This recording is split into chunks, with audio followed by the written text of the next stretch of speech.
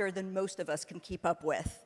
In just the past few months, we've seen breakthroughs in artificial intelligence that are transforming everything from the way our schools teach to how our militaries plan and how markets invest.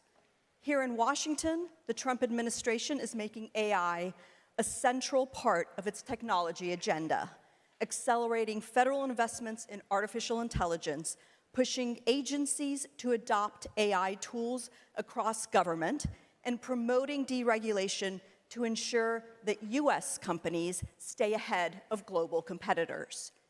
At the same time, this has sparked intense debate over ethics, transparency, security, and what role government should play in shaping the future of innovation. Globally, this is also a moment of extraordinary change. The European Union is moving ahead with its AI Act. China is investing billions in quantum computing and surveillance systems, and US allies are pressing for international frameworks that balance innovation with security, competitiveness, and trust. At Politico, this is exactly the kind of moment that we were built for. Technology was one of our very first policy teams, and today we have teams in DC, Brussels, London, and Paris exclusively covering the intersection of technology and policy. And earlier this year, we added a new team of tech reporters in California, breaking news every single week in the most active and important state in the tech world. Here in Washington, just in the past month, our tech journalists have broken exclusive news of 2 major Republican AI bills. They've revealed a controversial campaign to use surveillance technology to identify ICE officers and uncovered how Congress quietly pulled $1 billion out of a new wireless technology initiative meant to counter China.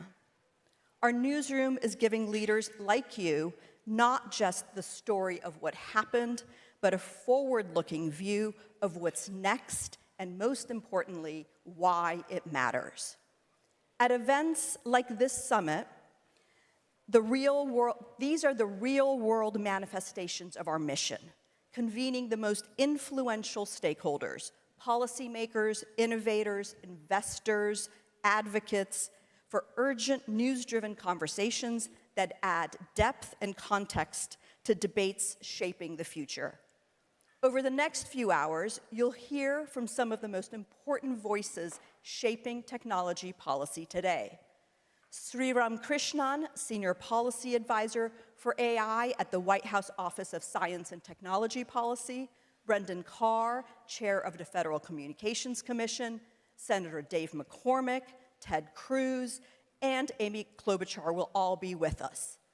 They will join alongside other experts and business leaders for discussions that promise to be urgent as they are forward-looking. Of course, today's event matters most because of you, the decision makers whose choices today will shape not just the trajectory of technology, but the very fabric of our society in the years to come. So thank you for joining us. And to get us started, Politico's White House Bureau Chief and host of our new show, The Conversation, Dasha Burns, will take the stage for a special live taping of this week's show, an interview with Sriram Krishnan, Senior Policy Advisor for AI at the White House Office of Science and Technology. Please welcome them. Thank you.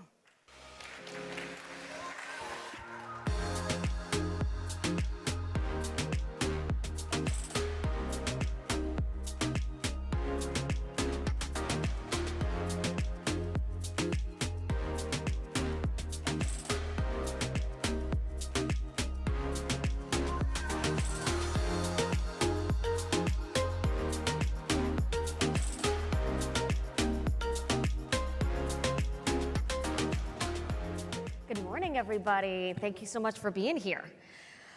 This is a special time for The Conversation, the podcast. This is our first time actually doing this with a live audience here, so Sriram Krishnan, thank you so much for joining the conversation and for doing it here at our Tech Summit with a live audience. This is going to be fun. Thank you for having me, and it's been been looking forward to this. I will say for folks who may be watching this later on YouTube or any platform, they may not realize we are the first in the morning, bright and early here. We're kicking it off. We're kicking it off, and we were talking backstage, and we said, okay, we've got to make it fun and wake everyone up. So let's go. Pressure's on. Yeah. Look, I think this White House, you all know, makes a lot of news every single day.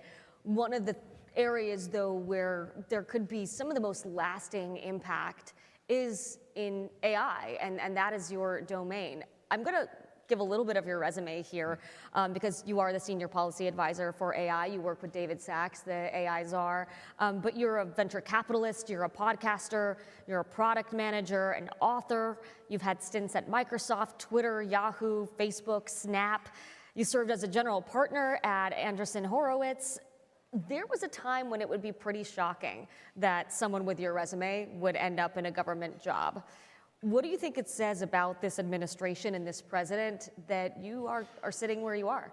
Oh, thank you, by the way. I did not pay her to list out the resume, but thank you for that. But you are right. I think, sadly, there has not been a lot of people from the business world. I come from the world of Silicon Valley, as is obvious, but there's been not a lot of people from the business world in DC, in these government roles.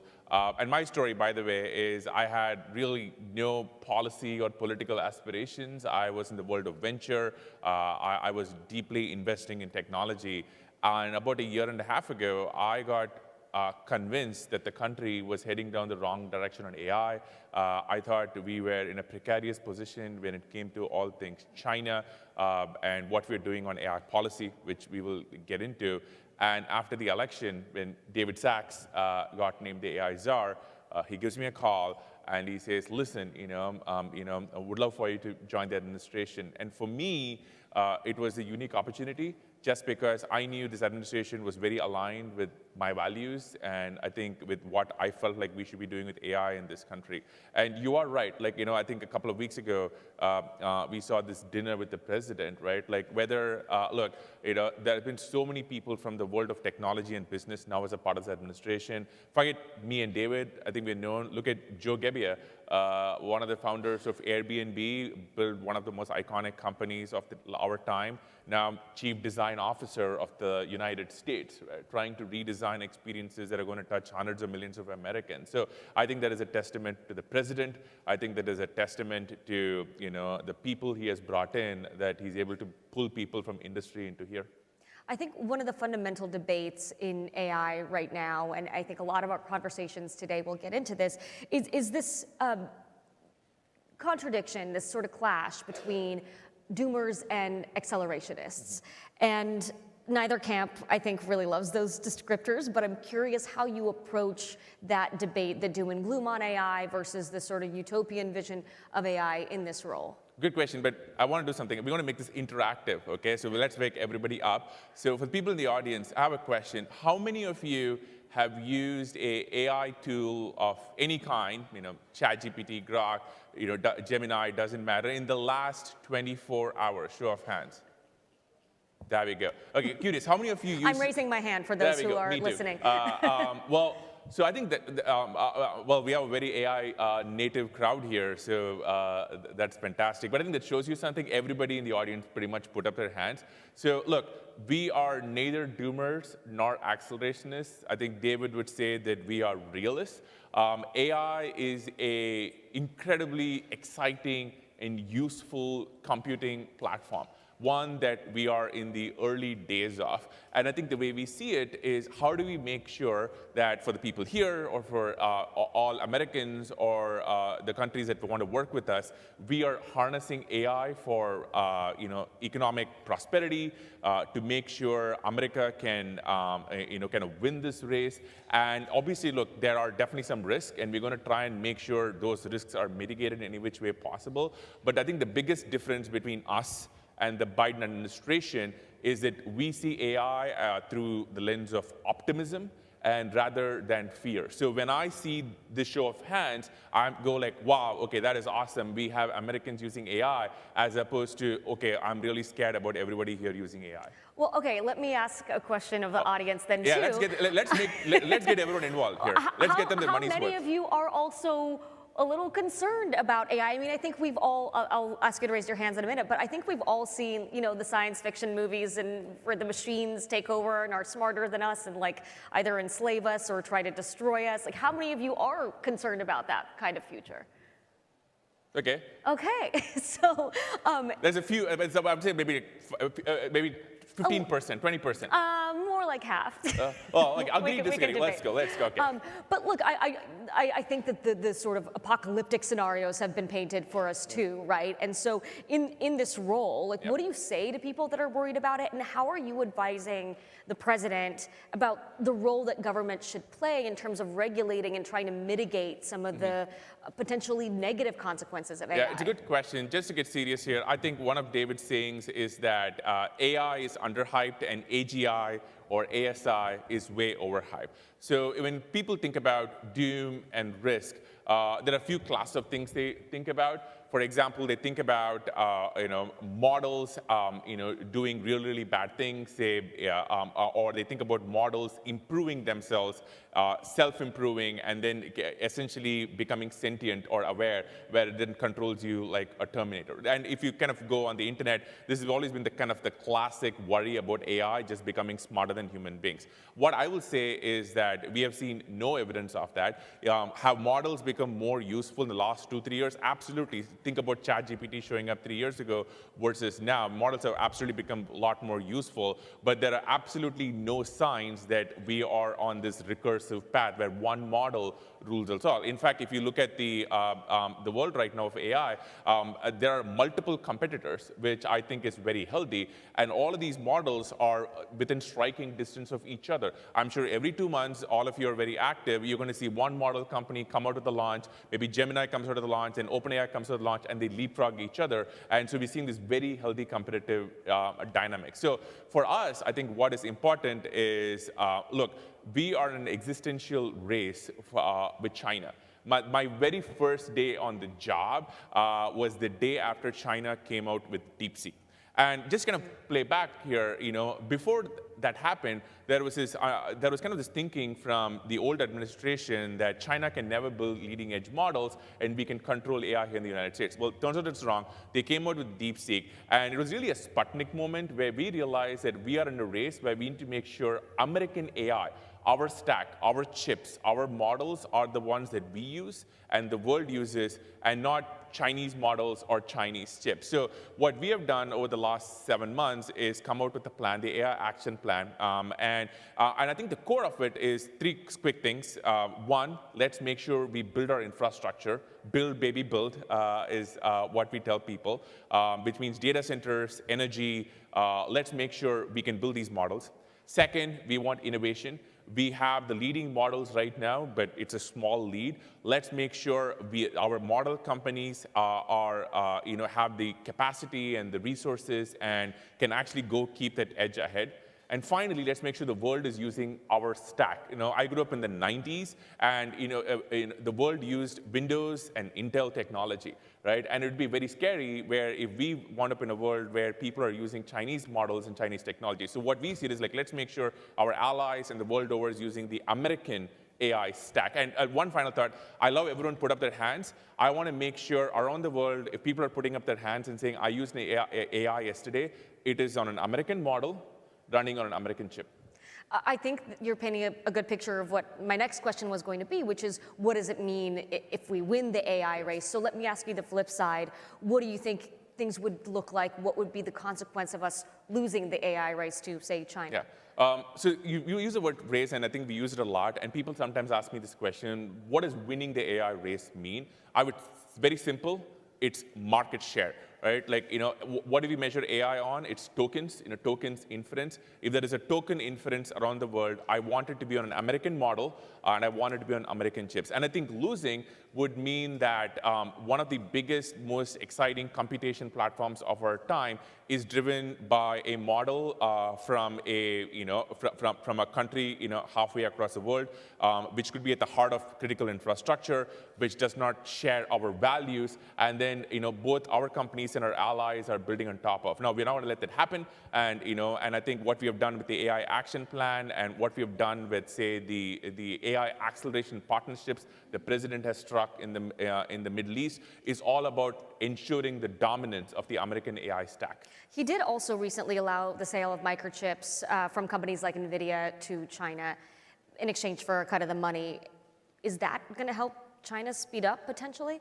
So I'm happy you asked this. So I think there are two classes of issues when we think about exporting chips. One is sort of like all of our allies, and the second is to countries like China. And so with our allies, our view is we would much rather have them use our chips rather than the competition. And one of the things I think we've been trying to do with the AI acceleration partnerships is like, let's make sure the world is using, whether it's AMD or NVIDIA, our products and not the competition. Now with China, it's a little bit more nuanced. And so what you're referring to is the H20 chip, or the H20 GPU, I would say, and also AMD's MI through 80. Now these are much older. I think they're 2 years old now. They are way less powerful than the latest and greatest that America has access to, which is the Blackwells and NVIDIA, and AMD has their competitor, and also in much less quantity. We're not giving them our front lines. We're not giving them our best. We're not giving them our GPUs in enough quantity. So America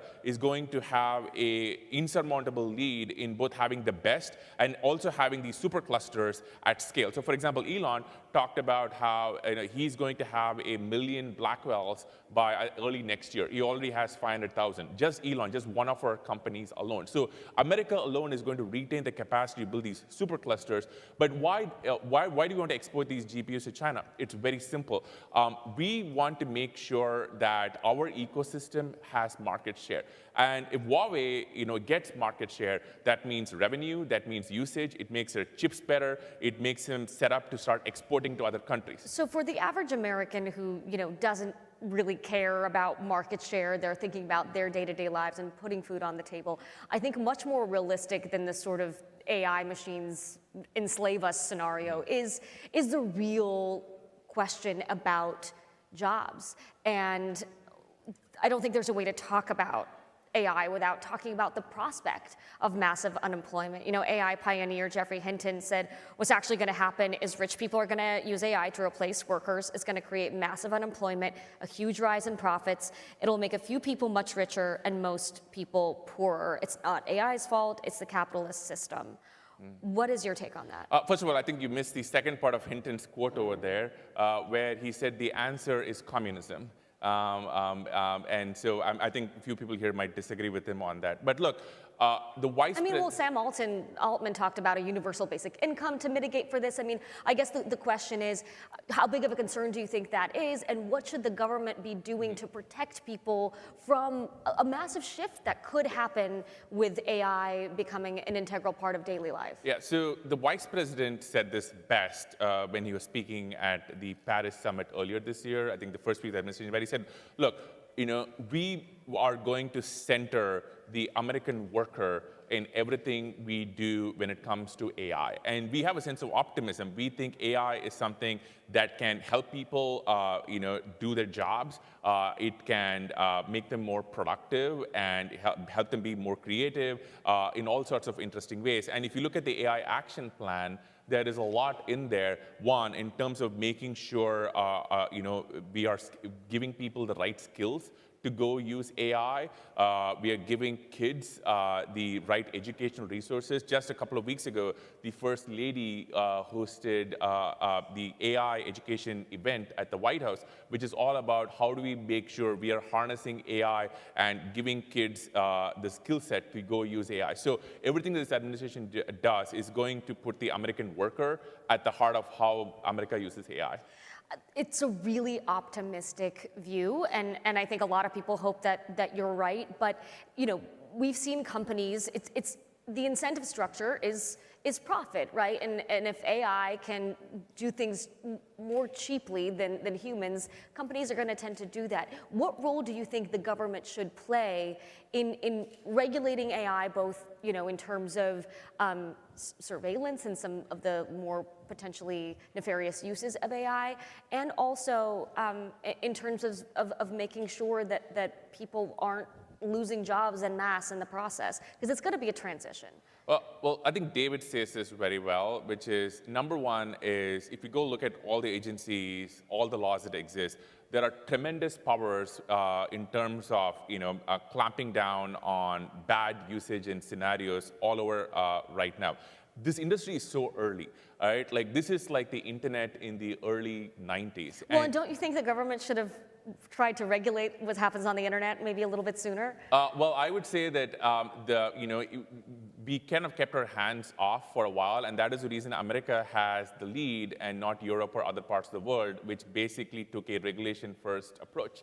Because the truth is, if you're in 1991, how could you have predicted what the internet is going to be? We are in a very, very early era of AI. Just think the last 3 years, we went from chatbots to now agents. We now have long-running agents. We now have agents talking to each other. It's very hard to predict how this world is going to move. So you think at this early stage, it's better for the government to be hands-off than hands-on? I'm quoting David Sachs and say, let them cook. Let the private sector cook. He says that. He says that a lot. We've talked about what this winning the AI race or losing the AI race could mean. What do you think in practice, in daily life, if America wins the AI race? Like, if you want people in this room to be on board with like us winning this thing, what is it going to mean for the daily life of individuals? Well, actually, I want to come back to the reason why I asked everyone to put up their hands, because I think that there lies the answer. And I was listening to this podcast with Satya Nadella recently, where he said, listen, right, like, we are in the early stages of AI diffusing through our economy. Like, we want to make sure every American is doing what people here are doing, which is putting AI into their daily workflows, into their daily habits, and getting utility out of it. I think we are in the early days of that. And for me, what I think about is, how do we get more of what people here are seeing, which is AI making your lives better, making your work better, and kind of figuring out how to get us to economic prosperity. Is there any area of AI that you think the government should be a little bit more hands-on and do more to regulate? Well, I think there are definitely some things where governments alone can do. And if you look at the AI action plan, there are areas where we talk about, for example, when it comes to, say, certain kinds of testing, or making sure our adversaries don't get access to certain kind of tooling equipment. There are definitely things that only the government can do. But very broadly, we are in such an early era when it comes to this race. And that's why, if you listen to the president, when he spoke at the AI summit about a month and a half ago, he said, listen, like, we are in a race, and our competition isn't slowing down. And so we need to make sure that we are harnessing all of our resources and making sure we win. And this is one of the reasons when we talk about, say, state legislation, we don't want California to set the rules for AI across the country. Well, to that point, actually, one of the things that you and David have kind of railed against is the idea of woke AI. The president signed an EO preventing woke AI in the federal government, and the administration has just made a bunch of deals with OpenAI, Anthropic, other AI companies. Are there certain kinds of models that you guys are concerned about? Well, thank you. So the woke AI EO is very simple. I highly recommend everyone go read it.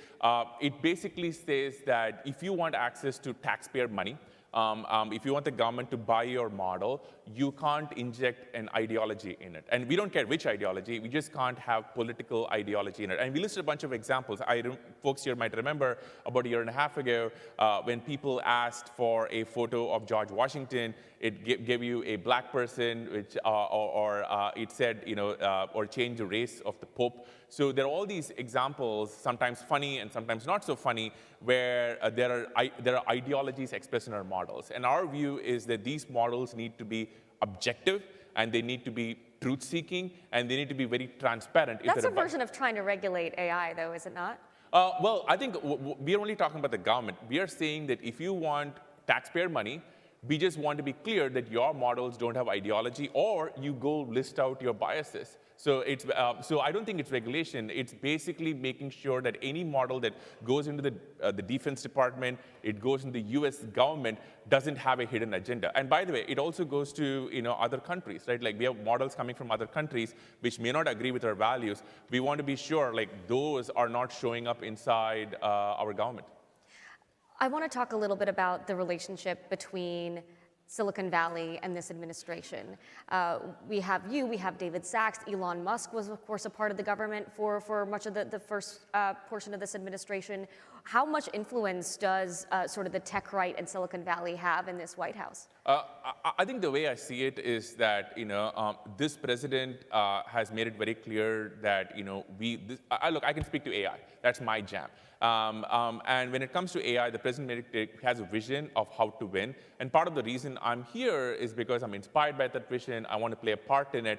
And I think it kind of speaks to, look, it's like a lot of you, run companies or organizations. Like you have a leader from the top setting the tone, and when you do that and you set a compelling vision, you get great talent to show up. And so whether it's David Sachs, whether it's Joe Gebbia, whether it's Emil Michael in the DoD, there are many, many others. I think they are responding to a leader at the top, setting a vision, and then saying, okay, this is a chance for me to go have an impact and go serve my country. You and David have both known Elon Musk for a while, so I do have to ask, do you think that a reconciliation is possible between him and Donald Trump? Well, look, I think as somebody who admires both people, I would love for them to be friends. But outside of that, I don't know. But I greatly admire both of them separately. I'm here in my job now, serving the president. But I hope they will get along at some point in the future. Awesome. Thank you so much, Sriran. Appreciate it, and thank you all for being here. Thank you so much.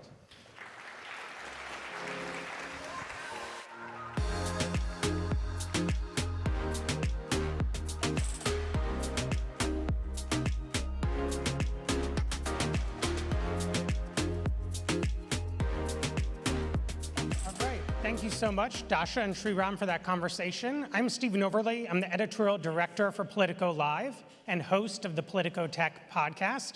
Welcome to our AI and Tech Summit, which we've already kicked off with a great conversation. And we'll continue now with another conversation. So please join me in welcoming to the stage Alex Burns, the senior executive editor of Politico, in conversation with Brendan Carr, chair of the Federal Communications Commission.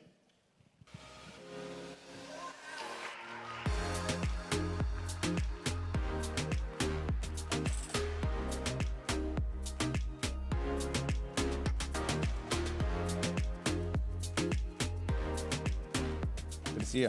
Good to see you. Thank you for being with us. Thank you all for joining us this morning. Yeah, this reminds me a little bit of when I was in elementary school. Everyone's like packed in the back rows. Everyone's afraid to be up front. Maybe they might get called on. Well, and the ones in the back are the ones who make trouble, is the exactly. thing to remember from that. Yeah. Well, thank you so much, Commissioner Carr, for being here. We try to have some fun at these events. I do want to start on a pretty dead serious subject. You're obviously one of the big voices in the country on questions of content moderation and media platforms and social media platforms. That conversation has exploded in a whole new way since the murder last week of Charlie Kirk. Utah Governor Spencer Cox described social media as a cancer and said that social media had played a, quote, direct role in every single assassination and assassination attempt over the last 5 or 6 years. I wonder what you make of that statement, whether you see any truth in that. Well, obviously to start, my thoughts and prayers with, Charlie Kirk and his family. And I think, it's really sort of a heavy loss for so many of us that knew Charlie personally. Charlie was somebody that, always looked out for people that were starting out in their career, always encouraged people. I can't really add to some of the great things that people have said about him, but a real tragic, shocking loss for the country. And clearly we need a change of direction on some of these issues. When it comes to social media, I think you can look at it through a couple of different phases. We had sort of this early phase of social media where it was sort of very sort of libertarian, very much towards free speech. And I think we saw a really dangerous bent towards censorship, particularly during COVID. Anytime you have a situation in which there's an increase in government control, you necessarily see a decrease in free speech because the two of those are counterweights. And I've been really pleased, frankly, over the last couple of years where a lot of social media companies have embraced or re-embraced the idea of free speech online. I think Elon Musk and X had a great deal to do with that. I was pleased to see Mark Zuckerberg and Facebook join him. But clearly there's more we can do. I think my view at the end of the day is we need to empower individual users to be making their own content moderation decisions, who to follow, who not to follow, give them the tools to curate their online experience. And can I push you a little bit further on that? That, last week, immediately after the assassination, this ultra-graphic, ultra-violent video of a 31-year-old man being killed was basically impossible to escape on X is the platform that I use the most, right? It was just in your face all the time. That's true for adult users, that's true for minors. Is there a role for content moderation on that kind of material where it's not ideological content, it's not left-right bias, it is just, do you want to see a man lose his life in the most appalling way? Well, look, I don't think it's so much that the video was horrific and violent. I think it was the act itself that was horrific and violent. And again, I think we should be giving individuals, the tools to curate their own feeds and be in control of what it is that they want to see. But obviously, it was a very, very significant event, and there was a lot of focus and attention on it. There's been conversation in the last couple of days, including from the Attorney General, the notion of hate speech, the notion of extremist speech in online platforms. Do you think there are any guardrails that should be put up around content that's by nature incitement to violence, not ideological in a sort of conventional left-right sense, but by any measure radical and extreme? Is there a way to do that doesn't then get into the kind of thought policing that you worry about? Yeah, I think you can draw a pretty clear line, and the Supreme Court has done this for decades, that our First Amendment, our free speech tradition, protects almost all speech, but there are certain categories of posts, of content that are unprotected by the First Amendment. Those are things like incitement to violence. They're things like fighting words. And I think what the Attorney General said today, including a post I saw this morning, is that when you have speech, whatever broad category it is, that is itself incitement to violence or fighting words, that is speech that's not protected by the First Amendment. In fact, there's existing laws on the books that deal with that. And so I think that's potentially a relatively small category of speech, but yeah, incitement to violence is not protected. You've in the past called for, and the recent past, talked about revisiting Section 230 and the responsibility of these platforms. I wonder whether that strikes you as any more urgent today in view of what happened last week. Well, at the end of the day, I think Section 230 does a couple things. Some things it does very well. Some things there's a lot more question marks about it. If you step back, there's two main components of Section 230. Section 230C1, effectively, in my view, says if you leave someone else's speech up, you're not liable for that content if it happens to be libelous or tortious in any way. I think that's generally a good provision. It's what I call a pro-speech provision. It encourages people to post and to express themselves. On the other hand, you have this provision C2 that's been read by the courts as giving broad immunity to all sorts of content moderation and censorship. And I think that's where, over the years, we saw a lot of abuses. We saw individual Americans participating in the digital town square that were getting censored purely for protected First Amendment speech, for diversity of viewpoints on religious or medical issues. And so what I'm pleased to see is that to some extent there's been a course correction within the social media community, and I think you're seeing a lot less of that type of speech. And so I think the debate around Section 230 is still live, but I think given the changes that we're seeing on social media, I think right now, for my part, I'm in more of a trust but verify posture. And so when you, just to come back to Governor Cox for a second, the notion that these companies bear responsibility for violent acts towards political figures and other public figures, do you agree with that? Well, again, I think that is a conversation that is wrapped up into the scope of Section 230 in terms of whether they're ultimately liable. I mean, again, when you step back and look at the different sort of categories of speakers that are out there, One way to think about it is, we have broadcasters at the FCC. And broadcasters are very uniquely positioned when it comes to speech because they have a license by the federal government. And that license to the broadcaster means no one else, we are excluding other people from being able to use that microphone by licensing that speaker. And as a result of that, they are in a different position because they have a public interest obligation.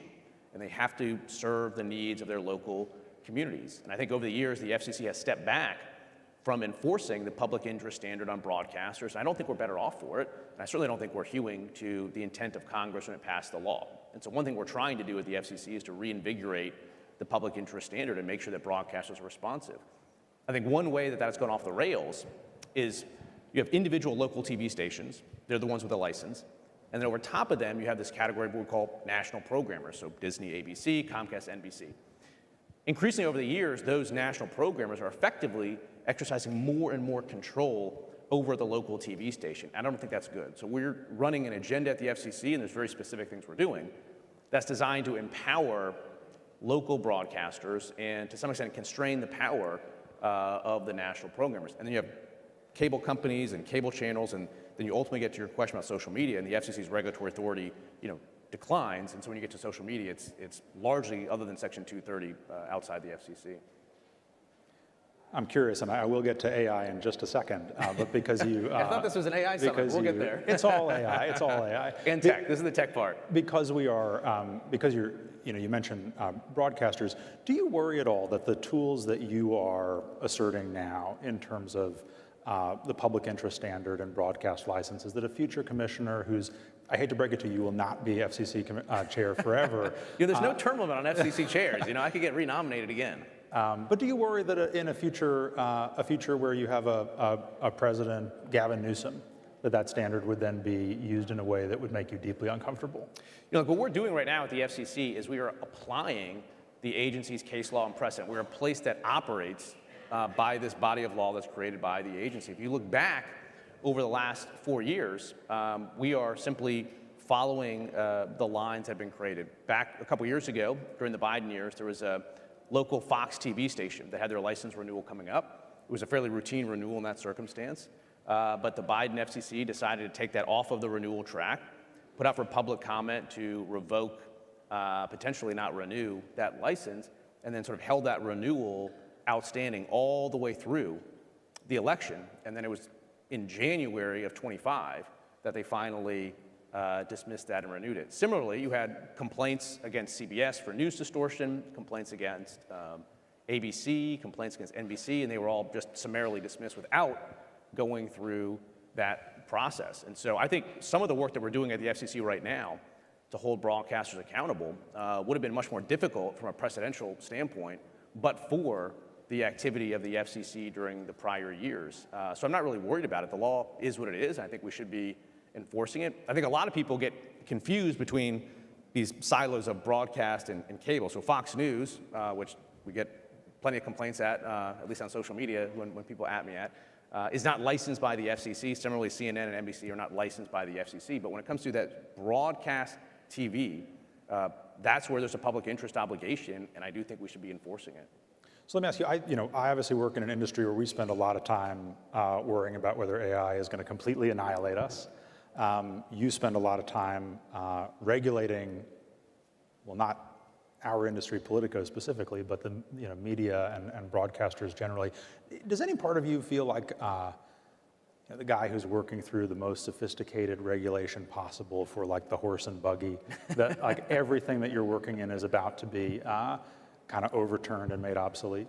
Yeah, there's certainly a lot of disruption right now. I mean, when you look at the broadcast media side in particular, there's a lot of disruption taking place. What does that industry look like 5 years, 10 years, 15 years? I do a lot of thinking about that. When it comes to AI and all the changes, it's actually relatively simple for me because there's the nerds that are going to figure out like all the nerd stuff on AI, and at the FCC they're listening and they're here, right they're here. now. I mean that in a very nice way. But at the FCC, we're sort of like the pipes and tubes people. My job is to make sure that when the nerds cook, that we have the most modern, high-speed networks anywhere in the world, so that that technology can work and can thrive. And we're doing that. We're running a Build America agenda at the FCC to make sure we have more spectrum so we can have mobile AI, which I think is going to be really important. You don't just want AI when you're sitting there at your desktop with a wired connection. You want AI to work with you wherever you are, whether it's for a smartphone or connected glasses or whatever type of device the AI revolution unleashes. We're also working to boost America's space economy. We've got this entirely new generation of low Earth orbit satellites that are up there that are bringing new high-speed connections. There's a new trend there to direct to cell, so you can go right from your smartphone to a high-speed connection to a satellite, and we're seeing disruption. You know, just in the last week or so, Dish has proposed to sell a very large chunk of spectrum to Starlink, which they could potentially use for a range of things, including new direct-to-cell technology. So I think it is an exciting time, but we're more, the plumbing, the infrastructure side of it. Well, let's talk more about the Build America agenda. What actually can the FCC do to speed up AI development in the way you're describing? Yeah, there's a lot that we're doing. So again, one, we've got to get more spectrum out there, the airwaves to connect our devices. During the Biden years, in my view, and I think objectively, we really fell behind in terms of freeing up spectrum, and that is a problem because when you look at AI, we're just going through this hockey stick curve of demand for mobile data. And so we've already helped move about 100 megahertz of spectrum through private sector transactions on the Dish side. President Trump in the One Big Beautiful Bill has set out that we get 800 megahertz total, including the first near-term auction is going to be an auction under that legislation for what we call the upper C-band, which is a particular band of spectrum. So spectrum is a big piece of it, but infrastructure is as well. We're doing permitting reform. Just this week at the FCC, we're going to be voting this month. We're going to be voting on two reforms, one to make it easier to build wireless infrastructure, a second to make it easier to build wireline infrastructure that involves preempting state laws. In doing so, we're also going to take a look and see if there's state AI regulations that inhibit infrastructure builds and investment that we could potentially preempt.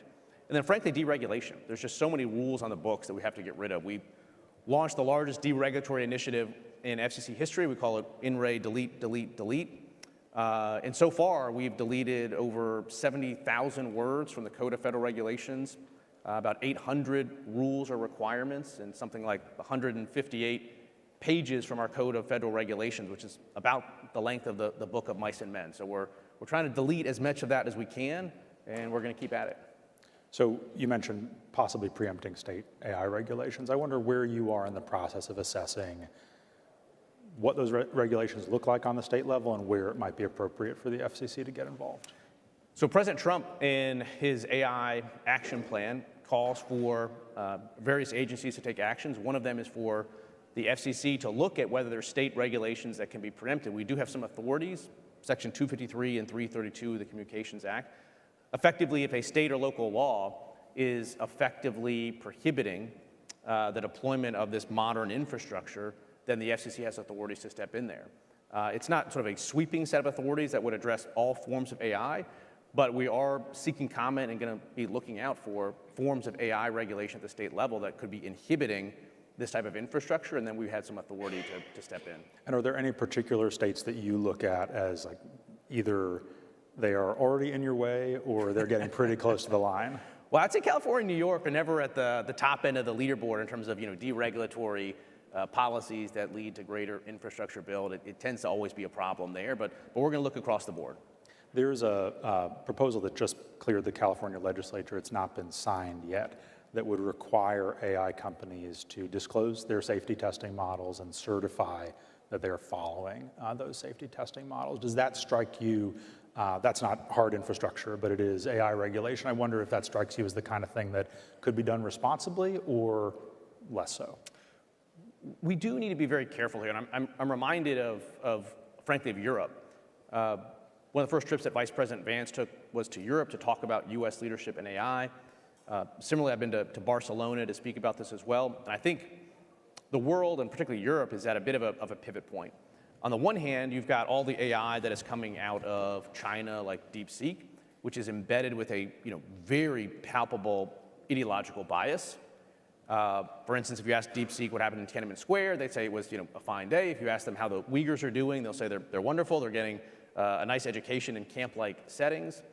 And one of the things that we've been very clear about here. One of the things that President Trump has been very clear about is we are not encouraging the development of woke AI. We don't want ideological bias to seep into these systems. And I think Europe, again, is at a bit of a choosing. With their DSA and the regulatory approach that they're taking, I'm concerned that their AI models are not going to be truth-seeking AI models, but they're going to be woke AI models, and AI models that are promoting DEI.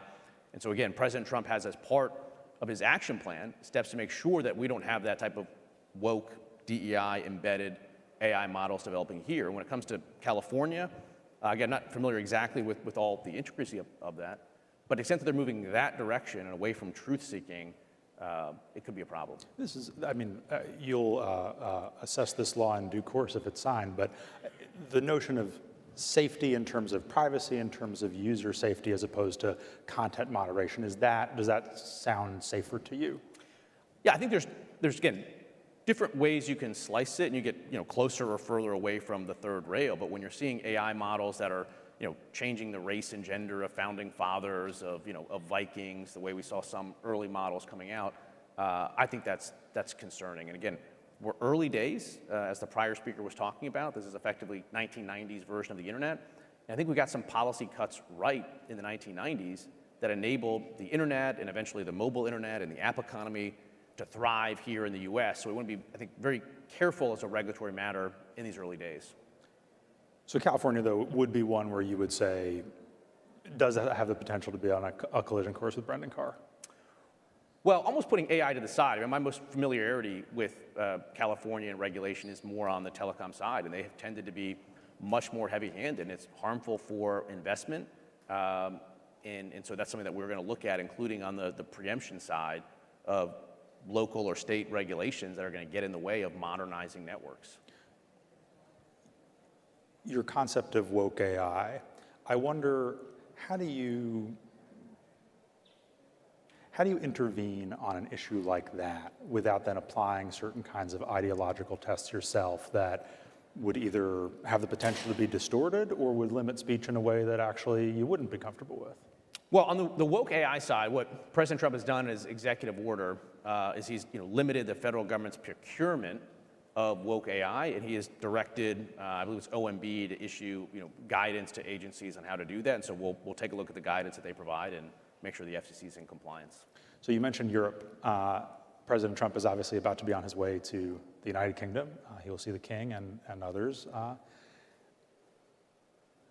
The gap in values around content moderation, around speech on the internet between this administration and governments in the UK and across Europe has been a consistent point of friction. What message would you like to see the president deliver over there on that subject?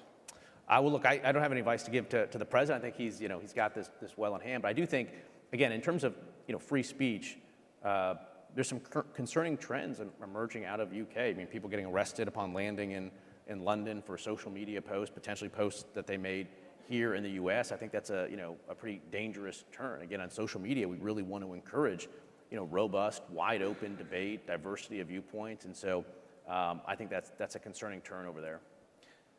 Can I just pivot back for a second to, because of what you just said, there has again been over the last week from certain corners of the political community, this notion that people who are glorifying violence, in the case of the assassination of Charlie Kirk, people who are making light of that event should face some consequences from the platforms that they're posting on. And what I'm hearing from you, it sounds like you wouldn't be so inclined to go in the direction of restricting people's ability to say stuff that's kind of broadly offensive, but not incitement.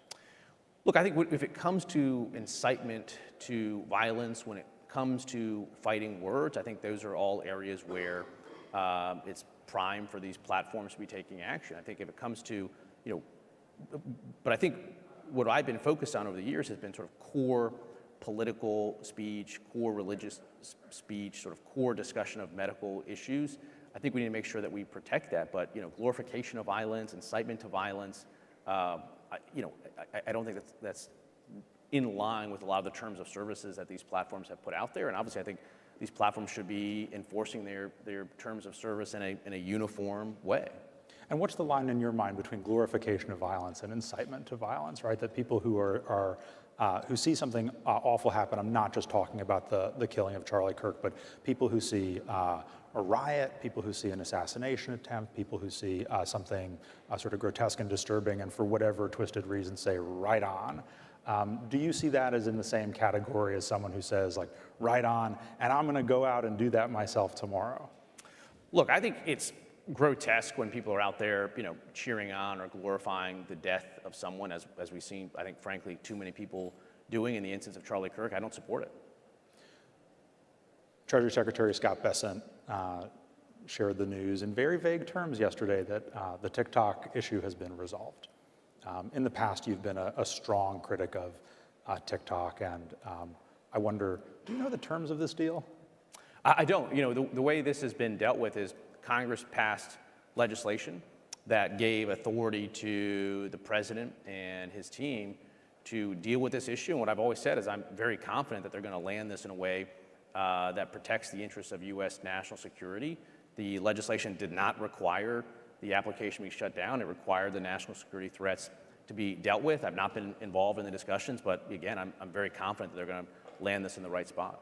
And could you elaborate at all on what in your mind would resolve the national security issue? Well, I want to see exactly the contours of the deal that they have laid out. I don't want to again, it's something that they've been in the weeds in, that they've been involved in.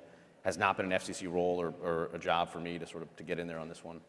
And your concerns, just to clarify, is it exclusively national security, or are there also a range of figures in both parties have raised mental health issues, political propaganda issues? The government of Israel has been very critical of TikTok for, it says, spreading pro-Hamas propaganda. Is that all sort of to the side of the main point here? Yeah, I've been focused on the national security issue. I mean, look, short form videos, dancing content. This isn't like a remake of the movie Footloose, where we're sort of opposed to all of that. I think this has really been sort of a national security concern for Congress, and I think you see that in the legislation that they passed.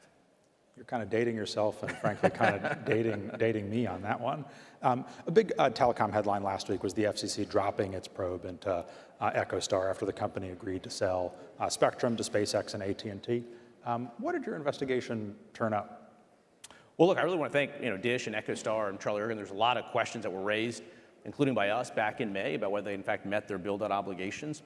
We had a lot of productive discussions with them. They provided us more information and data, and it got us to the point where we were satisfied that they'd met their FCC obligations and we could continue to proceed apace. And so we said that in our letter.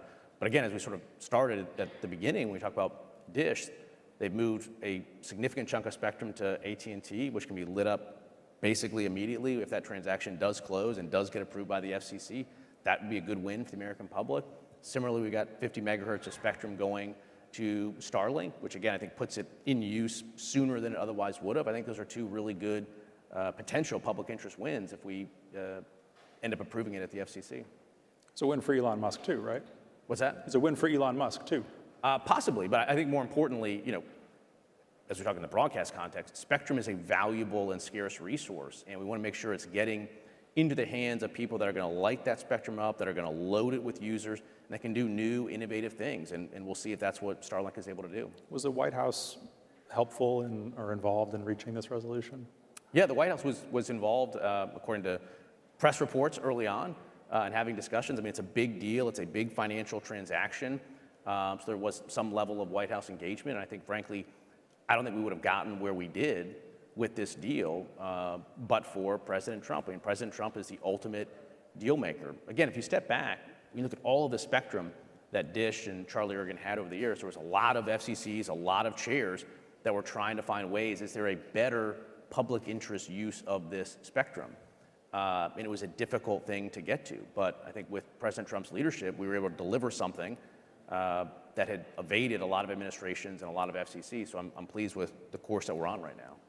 Well, thank you so much for joining us again. Yeah, enjoyed it. Thanks. Take care. Good to see you.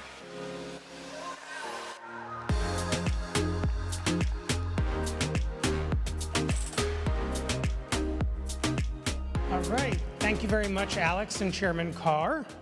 Next to the stage, I'm going to bring Politico's Politics Bureau Chief and Senior Political Columnist Jonathan Martin for a conversation with Pennsylvania Senator Dave McCormick.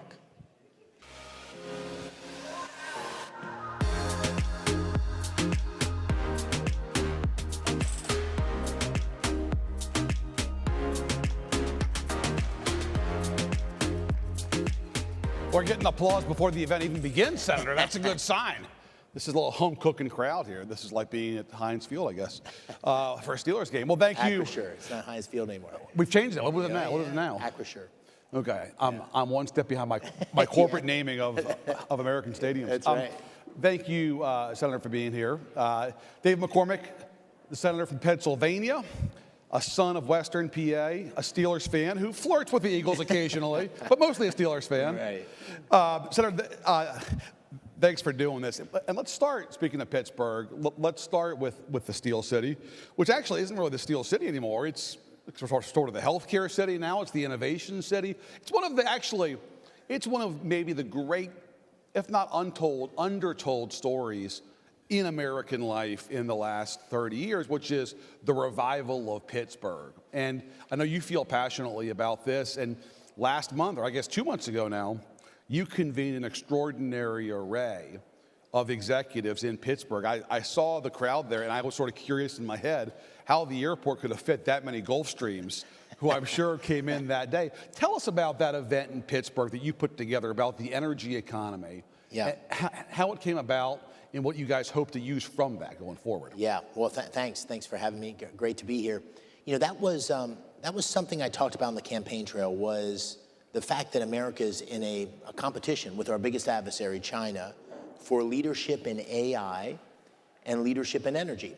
And you sort of have to say those in one sentence, because innovation in AI and leadership in AI is dependent on enormous innovation and growth in energy production, energy capability.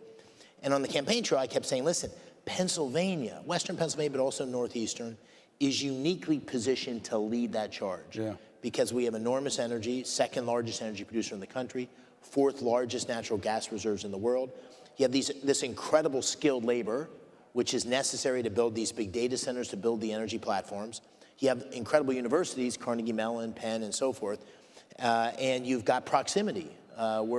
Pennsylvania is within 500 miles of more than 60% of the population.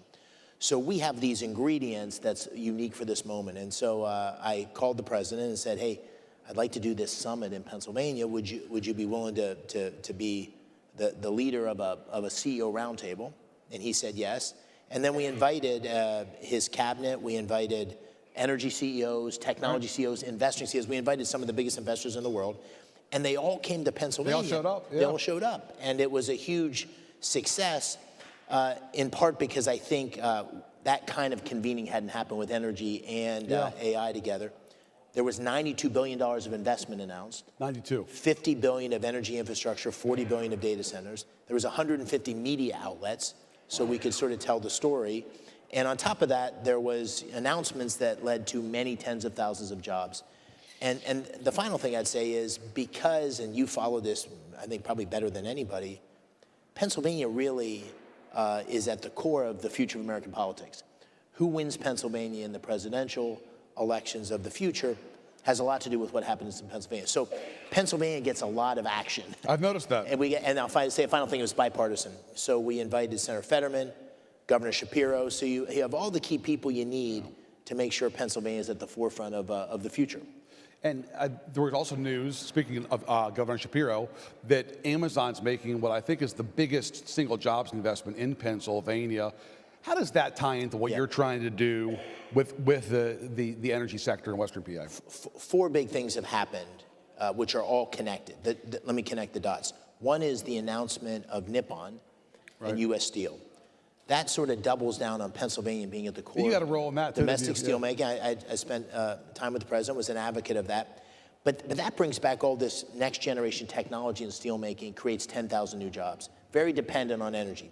Second big announcement was the Amazon. Governor Shapiro and I did that announcement together 6 miles from where I grew up. That's $20 billion of investment. 6 miles from where you grew up. 6 miles from where I grew up. I grew up in Bloomsburg, and that was in Berwick, which was a neighboring high school.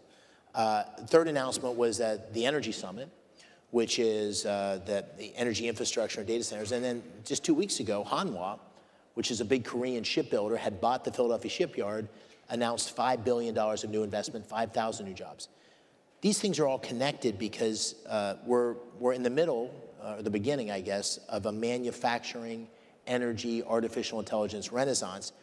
And Pennsylvania's got all those ingredients to be a key part of it. And I tell people in Pennsylvania, we're not just in a competition with China, we're in a competition with Georgia, and Texas, and Tennessee, right? Because we want to be the place that investment comes, so we need to lean into it and make Pennsylvania as attractive as possible. Speaking of that Nippon Steel deal, it reminds me, I heard a great anecdote. You can tell me if this is true or mostly true at least, but it really captures this moment in Washington and this moment with President Trump, that you worked very aggressively with the president to get that done. And you had conversations with him, personal conversations. And at one point you said something like, who's kind of your point person on this? Who should I follow up with? And he said, well, Dave, it's me. Or something like that, right? Yeah. He is the one who wants to be the point person, right? Yeah, he's in the middle of it. Yeah, on the campaign trail, listen, I had raised questions and concerns about Japan, a Japanese company owning U.S. Steel, and the president had as well.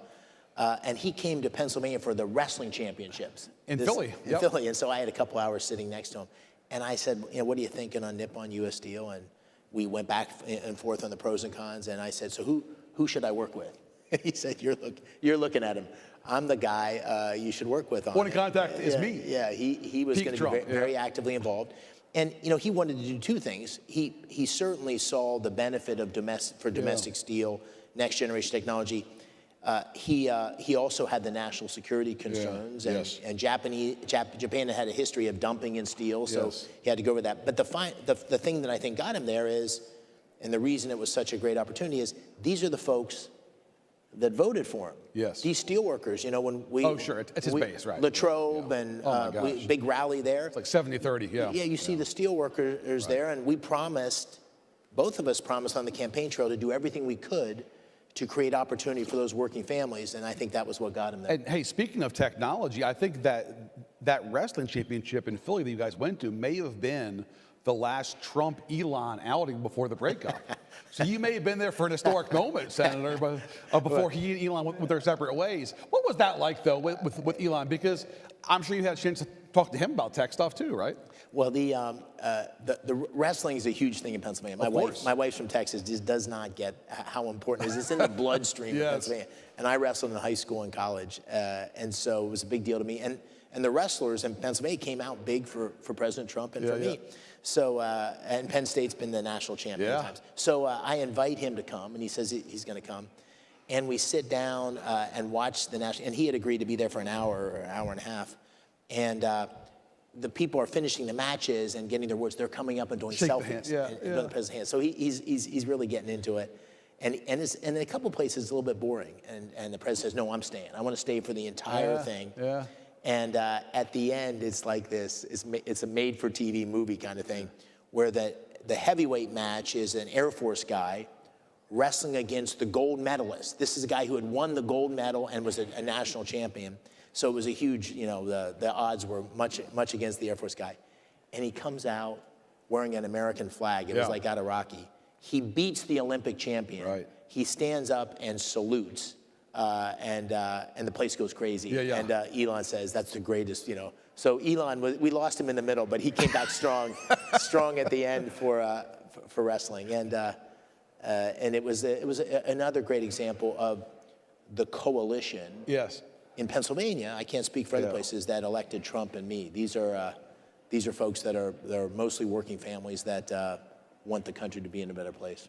Let's talk about AI for a minute. And the competition with China going forward.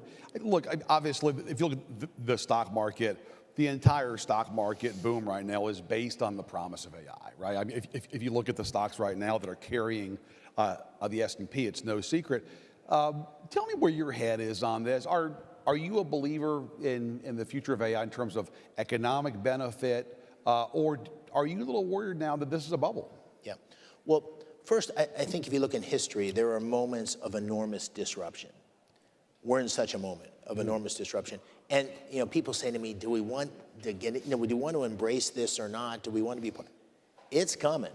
It's happening. It's here. Yeah. So it's not like you can decide whether you want to be part of this. The question is, this is the internet, basically, right? Exactly. And do you want to lead? Coming. Do you want to be on the front end of trying to shape your destiny? Yeah.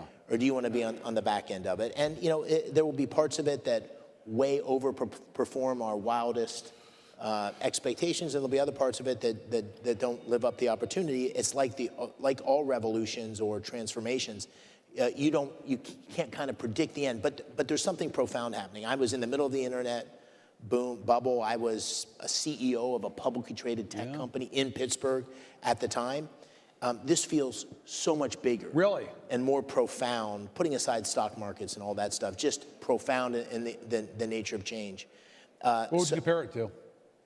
I mean, I think this is industrial revolution on steroids. I mean, it's truly enormous what's happening, and I think it's very difficult. Electricity.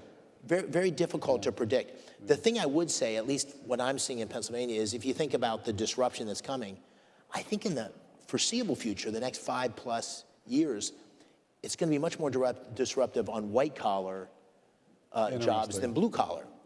Because if you think about at least again in Pennsylvania, energy infrastructure, data centers, all of that requires skilled labor, welders and pipe fitters and steam fitters and electricians. We have a skilled labor shortage in Pennsylvania at the moment because of all this activity. Microsoft just came out with an analysis in the last 6 months or so that laid, the 30 white-collar jobs and 30 blue-collar jobs most affected. Most of the I saw that. It's The plumbers are going to be okay. Yeah, the plumbers are going to be okay for the foreseeable future. Does that mean we're going to have to shift this next generation of kids coming up to trade schools and tech schools? Well, we need to sort of build the capacity. I grew up in rural Pennsylvania. My dad was a college president. I grew up thinking a college education was the path. You need to go to college. That's the path to the American dream. Well, the truth is only about 1/3 of the kids in Pennsylvania go to college. Yeah. So 2/3 need to be pursuing great careers and opportunities. I'm more convinced than ever that the skilled trades offer enormous opportunity, whether it's shipbuilding or welders. The best, most secure job in Pennsylvania right now is a skilled welder. You can't get enough of them. On the white collar side, I think that's where you have the most profound change. Go do a, I just did chat GPT, yesterday or the day before, and I said, lay out the best thinkers on the deficit and the debt. What are the 5 biggest creative ideas? I mean, in a matter of 5 minutes, you had this most remarkable description of a number of different ways to think about things. I think that is the opportunity. And what does that mean for lawyers or journalists, whatever? I think the one thing Hill it means, staffers. Exactly. No, absolutely. I think you got to embrace it. You got to embrace it and become facile, and that's harder for older people than younger people. But part of what we're trying to do in Pennsylvania, in addition to all these big announcements on infrastructure, is Google and other places have announced hundreds of millions of dollars of investment in AI training to help the next generation. You could have this odd juxtaposition where you have incredible economic growth and efficiency paired with real job loss in the white collar sector. Winners and losers. Almost go back in history, every period of enormous disruption had big winners and big losers. And so what are you trying to do from a public policy perspective? I think you're trying to... How do you mitigate? You're trying to lessen the disruption on those that are most affected in negative ways and channel and take Which is advantage why of. I've heard folks even on right of center talk about the promise of this, but also the challenge, and talk about we may have to do, if not universal basic income, some kind of income supplement for folks who are going to lose their jobs in the white collar economy. Well, 100%. That sort of, we're a little mini case study in Pennsylvania. So if you look at what happened with offshoring and globalization, you saw these towns that were organized around manufacturing just get gutted. My hometown where I grew up, we had a carpet mill, 2,000 workers when I was in high school. Families that I went to high school with worked in the mill. 200 That's dead. the economy. That whole economy sort of collapsed. Yeah. So in the process of embracing this disruption and transformation, we have to recognize that certain groups are going to be really disaffected by it, and I think the key is going to be helping them transition to whatever's next. And that's harder in places where people are older, right? So, I'm Pennsylvania, we've got an older demographic. So how do you take this big scary thing, AI, which is happening, whether we like it or not, and make sure that citizens can make that transition in a way that's going to be acceptable? You mentioned China and the competition that you see with China. Are we falling behind China right now? Or frankly, are we behind China right now? Is that already? Yeah, I think we should be deeply worried. I think we can, we are blessed with the intrinsics to win, to remain the global superpower, but we're challenged by an adversary that exceeds its ability of any adversary we've ever had in modern times. And so it depends on what we do. And if you look at China, in 2017, China laid out the 20 key technologies that it wanted to have leadership on, very focused government action on a number of those, and they've had huge success. They've closed the gap in a number of areas. What I read tells me that in many ways we're ahead in AI, but that leadership position is only going to stay there if we continue to invest, we continue to have the best talent in the world focused on it. So I think this is a race that we need to be very focused on, and I think that's why the Trump administration embracing energy dominance and artificial intelligence the way it has is a really critical thing, because as I said, when we started, you can't have one without the other. So energy leadership, energy dominance is a necessary prerequisite of AI leadership. You come out of the private sector. I think it's safe to call you a free market guy. You support capitalism. When NVIDIA went to the White House to say we want to sell our chips in China, President Trump said, well, sure, you can do that, as long as we get a taste, as they say in Philadelphia, 15%. Were you comfortable with that, the federal government taking a share of a private company's profits? Well, I think generally we have to be very careful about the role of government in business. Like I advocated, for example, in the case of Nippon, some sort of golden share, some sort of structure that would give the United States protection on its domestic steel industry and capability. But it's a slippery slope. So I think we need to have a lot of care, and the way we have to think about What's the line in the sand there, Dave? Well, I think the line in the sand is, first of all, you have to recognize that whatever the party in power does, the next party is going to, there's going to be a precedent set. So you have to live by a set of principles that you'll hold true to regardless of who's in the White House. Anytime you start to distort free enterprise, I think you have to be doing it with a recognition that decision-making process is to solve one of two problems. An issue of enormous national security. So we're going to do some things that are outside the norm of free enterprise because the national security implications of not doing it are profound. Or the second area is where there's a market failure of something that is of such national significance. So, for example, a nuclear power. We now have a challenge. Part of it's regulatory, but we have a challenge. So how do you think about public policy and the right direction for public policy to make sure that our nuclear industry comes back? But I would say that you need to have a consistent set of principles that you would apply each one of these things to and say, hey, that holds true. And that if the other team was in charge, we would feel great about it. Because your colleague Bernie Sanders, who I think is safe to say is less of a capitalist than you are, he was quite fond of this arrangement. I saw, which was very telling to me. Yeah. I mean, and listen, these are tough calls. So I'm not making the point on this one or that one. I'm saying generally the way to think about it is, I believe, a set of principles and guidelines that you could hold to. But you don't want to see like the government take a share of Lockheed Martin, for example. No, I think I think our defense industry is a particularly interesting one. I think the biggest challenge on defense is not that the government's not involved enough; it's that the procurement process, acquisition process, hasn't been open enough to free enterprise, and it hasn't allowed some of these early entrants to come in and really shape future defense. That's one of the things that's happening now under the Trump administration. Is we're trying to open up that acquisition process, but by and large, capitalism has been the greatest creator of wealth in human history. It's been the greatest mechanism for drawing people out of poverty. So anything we do that's sort of undermining free enterprise, I think we need to look at it with a key set of principles and goals. And there's news just this week about TikTok, speaking of China.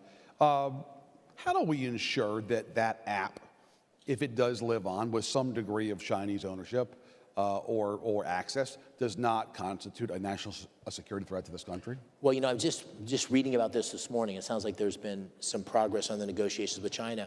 I think there are very real and significant national security concerns about an application owned by the Chinese government, influenced directly by the Chinese government, that would be in the hands of 100 million American users, which is why Congress, prior to me getting there, passed a law Right. which was very specific around that. If based on what I heard this morning from Jameson Greer on television, it sounds like there's been a breakthrough where the president's trying to balance both the national security implications of it as well as the fact that it's been such an important app for so many Americans. I'm hopeful that what comes out of this is something that actually divests the Chinese to a set of U.S. owners, which would be a great step forward. We're close to the end here. I just got two final things for you. One is you're a different kind of freshman senator. I think folks here are savvy enough to understand, your background, your deep experience in the private sector. You've worked in government before, but obviously not been in Congress. How can you leverage your background to be more effective, both for Pennsylvania and for the country, because you are a different kind of freshman, right? Well, yeah, I'm learning. I mean, I'm a freshman that is trying to figure stuff out. That's for sure. But I'd say two things. One, obviously, you can make a huge contribution on legislation and being a leader there, which I'm trying to learn the ropes and do that. But you can also have a huge impact for the country and for your state with things like the Energy and Innovation Summit. That was a way to convene based on experience, relationships, a vision into something that I think is going to be hugely meaningful. The average freshman couldn't have done that. Well, we had a tough time doing it, but the fact that we were able to do it was a big deal for Pennsylvania. So that's one. I think the second, and I'm not unique on this, but I'm trying to set a tone which is very consistent with my campaign, which is, listen, I ran on I laid my agenda out very clearly. It was very aligned with President Trump on most things. You weren't a tariff guy, though, Senator. On tariffs, I laid out, I believed in reciprocity, trying to create fair deals. So I laid out the vision, but I also said, I'm going to work with anyone, any person to try to deliver on Pennsylvania, deliver for Pennsylvania. And so that's what I've tried to do with Senator Fetterman. He and I have developed a great relationship with the governor when there's an opportunity to do that. So my basic view is my job is to deliver for Pennsylvania. And by doing that, hopefully I can set a good example. And if I do that, deliver to the people that I made promises to. But on top of that, the people that didn't vote for me. Because remember, I won by 15,000 votes. Half of the people didn't vote for me. So my mandate is clear. I need to do as good a job as I can to represent every single one of them, consistent with the promises I made. I can't do that by just being narrow. I got to embrace and build a coalition that includes as many people as possible. And you're still a pretty young man, you're a former athlete, as you mentioned. Tell me what the future holds. Are you open to running for president either in 2028 or 2032? No. No. If my wife was here, she would say, hell no. Listen, when you're where we are in our life, we have 6 daughters. I'm 60 years old. Had a great private sector career. So this was the penultimate chapter. Okay. The ability to make a difference. Our kids were opposed to it both times, the losing time and the winning time. So I feel like it's a privilege to be here. I feel like I'm in a position where I can actually make a difference, which is my big worry, and I'm just trying to do so. So you're not running for president in the future? Correct. All right. And by the way, last thing, you mentioned losing, and you've had obviously a very successful life. Do you think losing that race in 22 ultimately helped you? It did, a lot. Well, it was excruciatingly hard to lose because I lost by 900 votes. You're a competitor. And so that was hard. And you double, what could I have done different? What are all the mistakes? But it created a true gut check. Do I really want to do this? Yeah. Why am I doing it? Yeah. Is this really where I think I can make the biggest difference? Is this ego or is there something deeper here? That was first thing. Second thing, I got a lot better. Huh. I tell my kids, and everybody suffers failures. Failure is the thing that happens before success. Yeah. It's the part of the journey to success. So I think I'm a better candidate. I look back at my first campaign and some of the media hits and I cringe. Yeah. I look at my second campaign, I'm like, okay, that's a guy who knows why he's doing it, knows what he's trying to get done. And so it was a blessing. I didn't think so at the time, but it was a blessing. And David McCormick, Army beats Navy this year, right? Army beats Navy every year, brother. David McCormick, the Senator of Pennsylvania. Thank you so much. Appreciate it. Give him a round of applause, folks.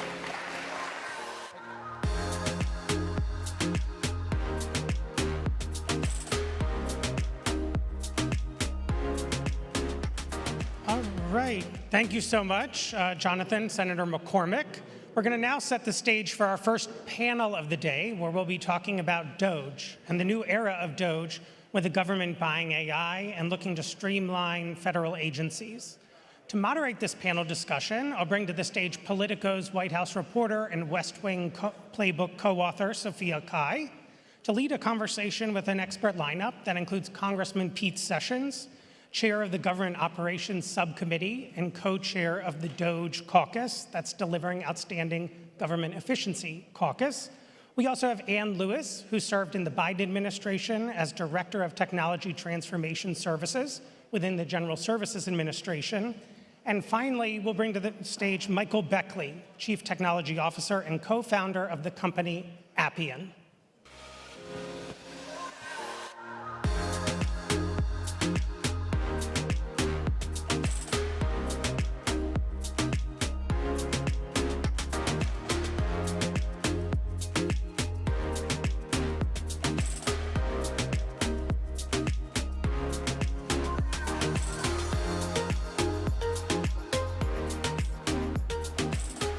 Okay, everyone's favorite topic, DOGE.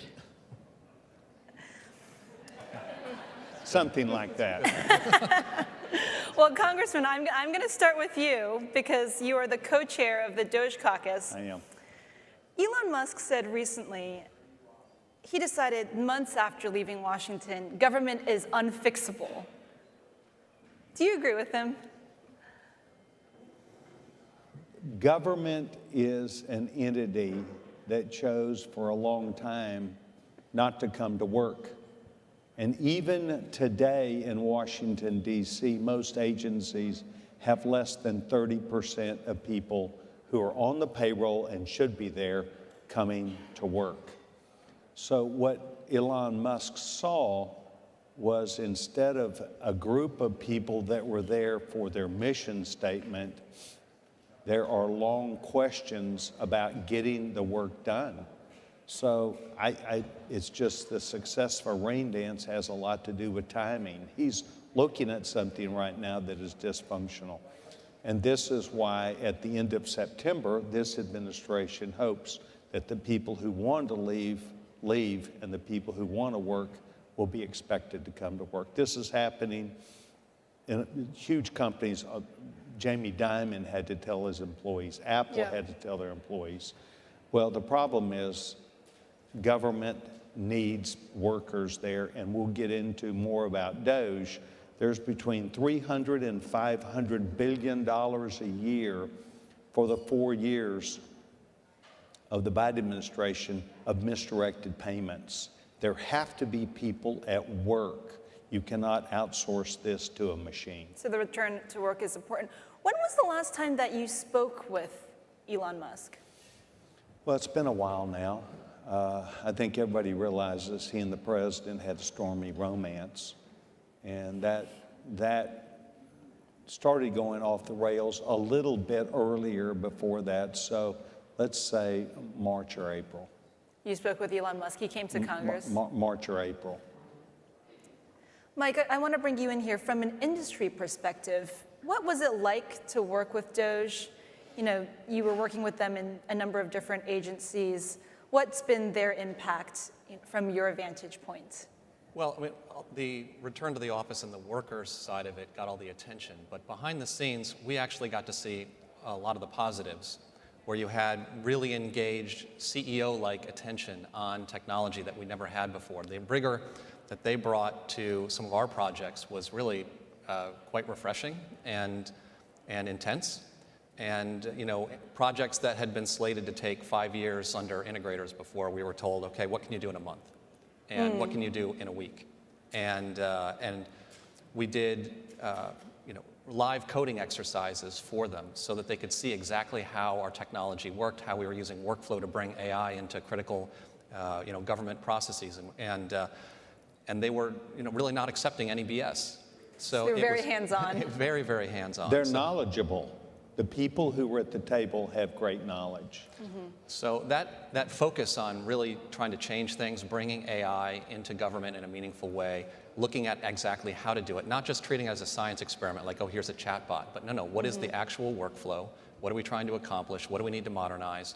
And not accepting that you can just pay people by the hour forever and hope to get a different result. You've also worked with pretty closely with the government CIOs in the various agencies. And you told me earlier that they sort of differ pretty wildly on their approach to AI in government. Tell me more about that. Well, traditionally, CIOs didn't have a lot of power. And that has changed in many ways. And we see now CIOs who have true budget authority. We have CIOs who are not just setting policy, but also directing where that funding goes so that they can actually support modernization projects. And CIOs who are demanding to work directly with the OEMs, with us, the vendors who are supplying the software, the people with the incentive to get that software into production. And so that's usually great. Now, there are some CIOs who are just trying to duck and cover and hope that the storm goes by. But by and large, we're seeing, especially on the defense side, rapid change and a completely different approach, which has been, really powerful. The issue is, does it stay this way? Or are these changes not going to be institutionalized? If we go back to a world where my customer, the Pentagon, doesn't have direct access to me, they have to go through many middlemen to get to us, then we could see a reversion back to the old ways. And I want to bring you in as well. So you were GSA's Technology Transformation Services lead. Now, you're a Biden appointee, but backstage, you were just telling us the Biden admin doesn't get everything right. So tell us about one thing you think the Biden admin could have done better when it comes to AI in government, and then what went the most wrong for DOGE? So I think both the Biden administration and the Trump administration, and probably all administrations, need to grapple with understanding an emerging technology well enough to be able to design the right kinds of regulation. Obviously, generative AI and AI models are very powerful tools that are already changing the nature of information work across the consumer technology sector.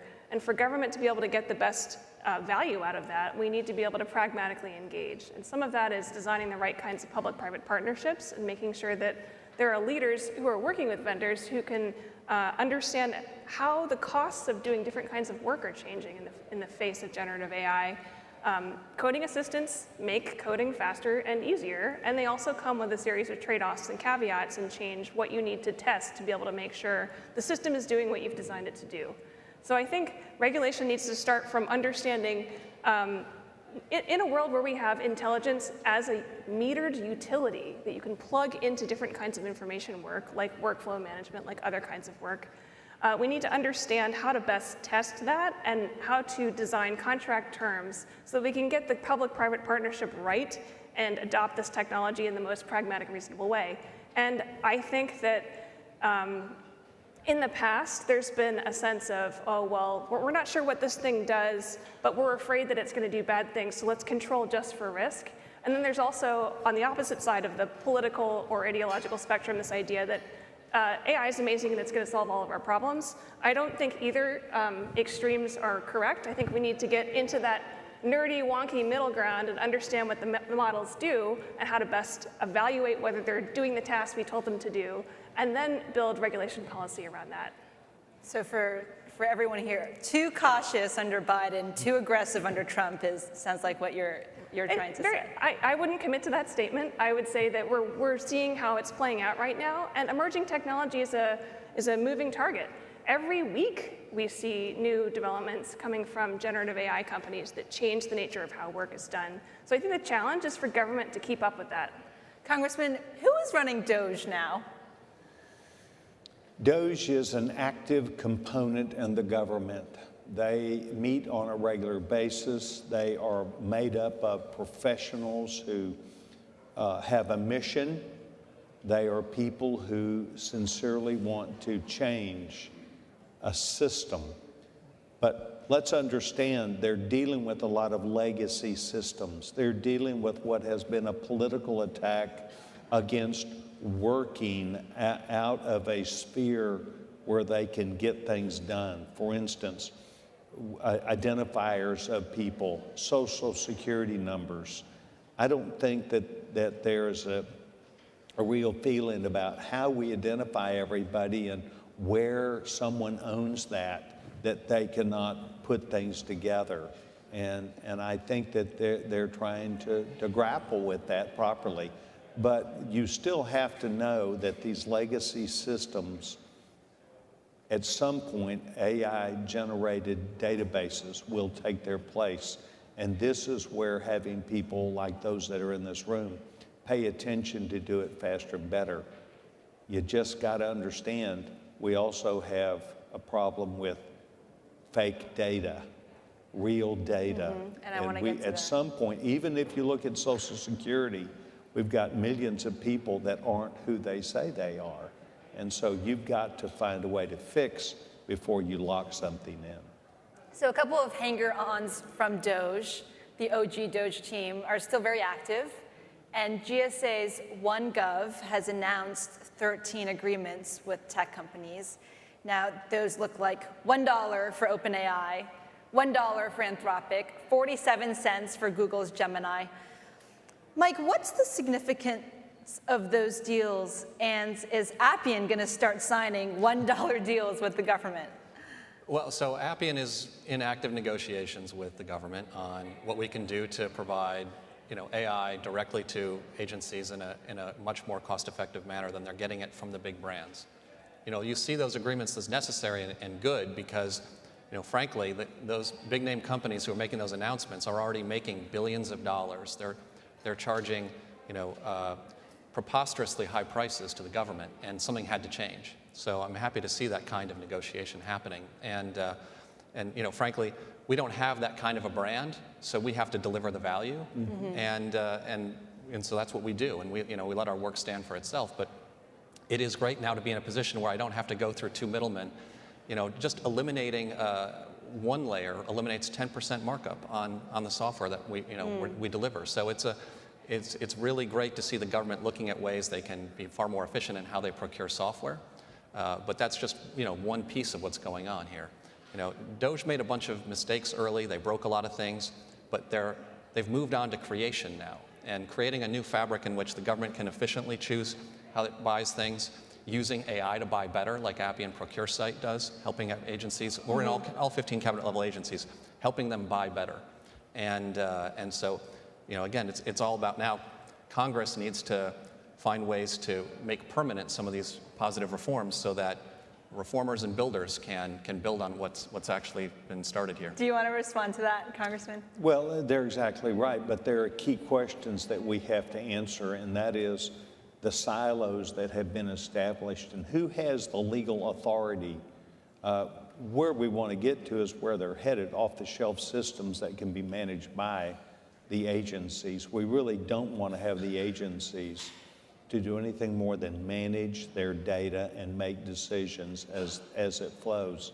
And too many times we've got almost a Rube Goldberg effect of trying to figure out where you get data and how you do that. And this is where we discovered with an organization called PRAC that happened out of the Biden administration, and they became aware of some $500 billion worth of misdirected payments, and they came up with this PRAC organization and started gathering together where this is the Pandemic Response Accountability Committee. And it's where they realized they had been sending money, lots of money, to people who either A, didn't exist or who were not the people they thought they were.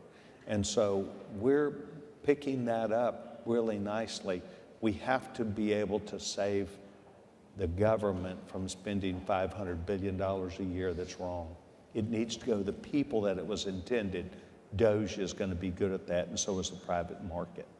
So let's talk about PRAC, because you've supported a provision in Trump's One Big Beautiful Bill that extends the lifetime of PRAC by another 9 years. So it was supposed to expire at the end of this month. That's correct. What do you hope that PRAC is able to accomplish? I mean, are they supposed to now take on a scope that is broader than pandemic fraud? It's a relationship that we're forming with GAO, and GAO and Inspector Generals will be a part of this team. And we're going to begin by looking at smaller agencies. You don't start big, you start small. and start running through the existing database and then anything new and processed, we still estimate we have a large number of people who are receiving benefits despite what DOGE has done today. For people that do not exist, it's someone different, or those people who were receiving a benefit are dead and gone. We've heard lots of stories, but we really have to get to the bottom line, who is receiving that benefit. And that was seen politically as a difficult thing to challenge someone who is receiving a government benefit. So this is a work in progress. PRAC is vital to our success, that component, and I applaud them for the great work they're doing. They've got about 1,800,000,000 emails, cell phones, addresses, names, these things that they run through and then have assigned a value to that, saying, ought to look at this, or this is not what we think it is. And government's going to have to pick up that, and AI will have a lot to help us with. And I want to get back to, did you have something to add? Well, sure.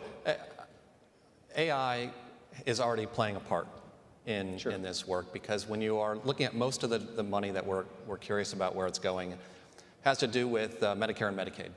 And that's about $100 billion or more easily of the money that we can't really track necessarily. And that's a very complicated data problem, because there's so many different medical diagnostic codes, because the data is so unclean, because you're counting on money that's been given to the states to then make sure that it was used in the way that it was intended.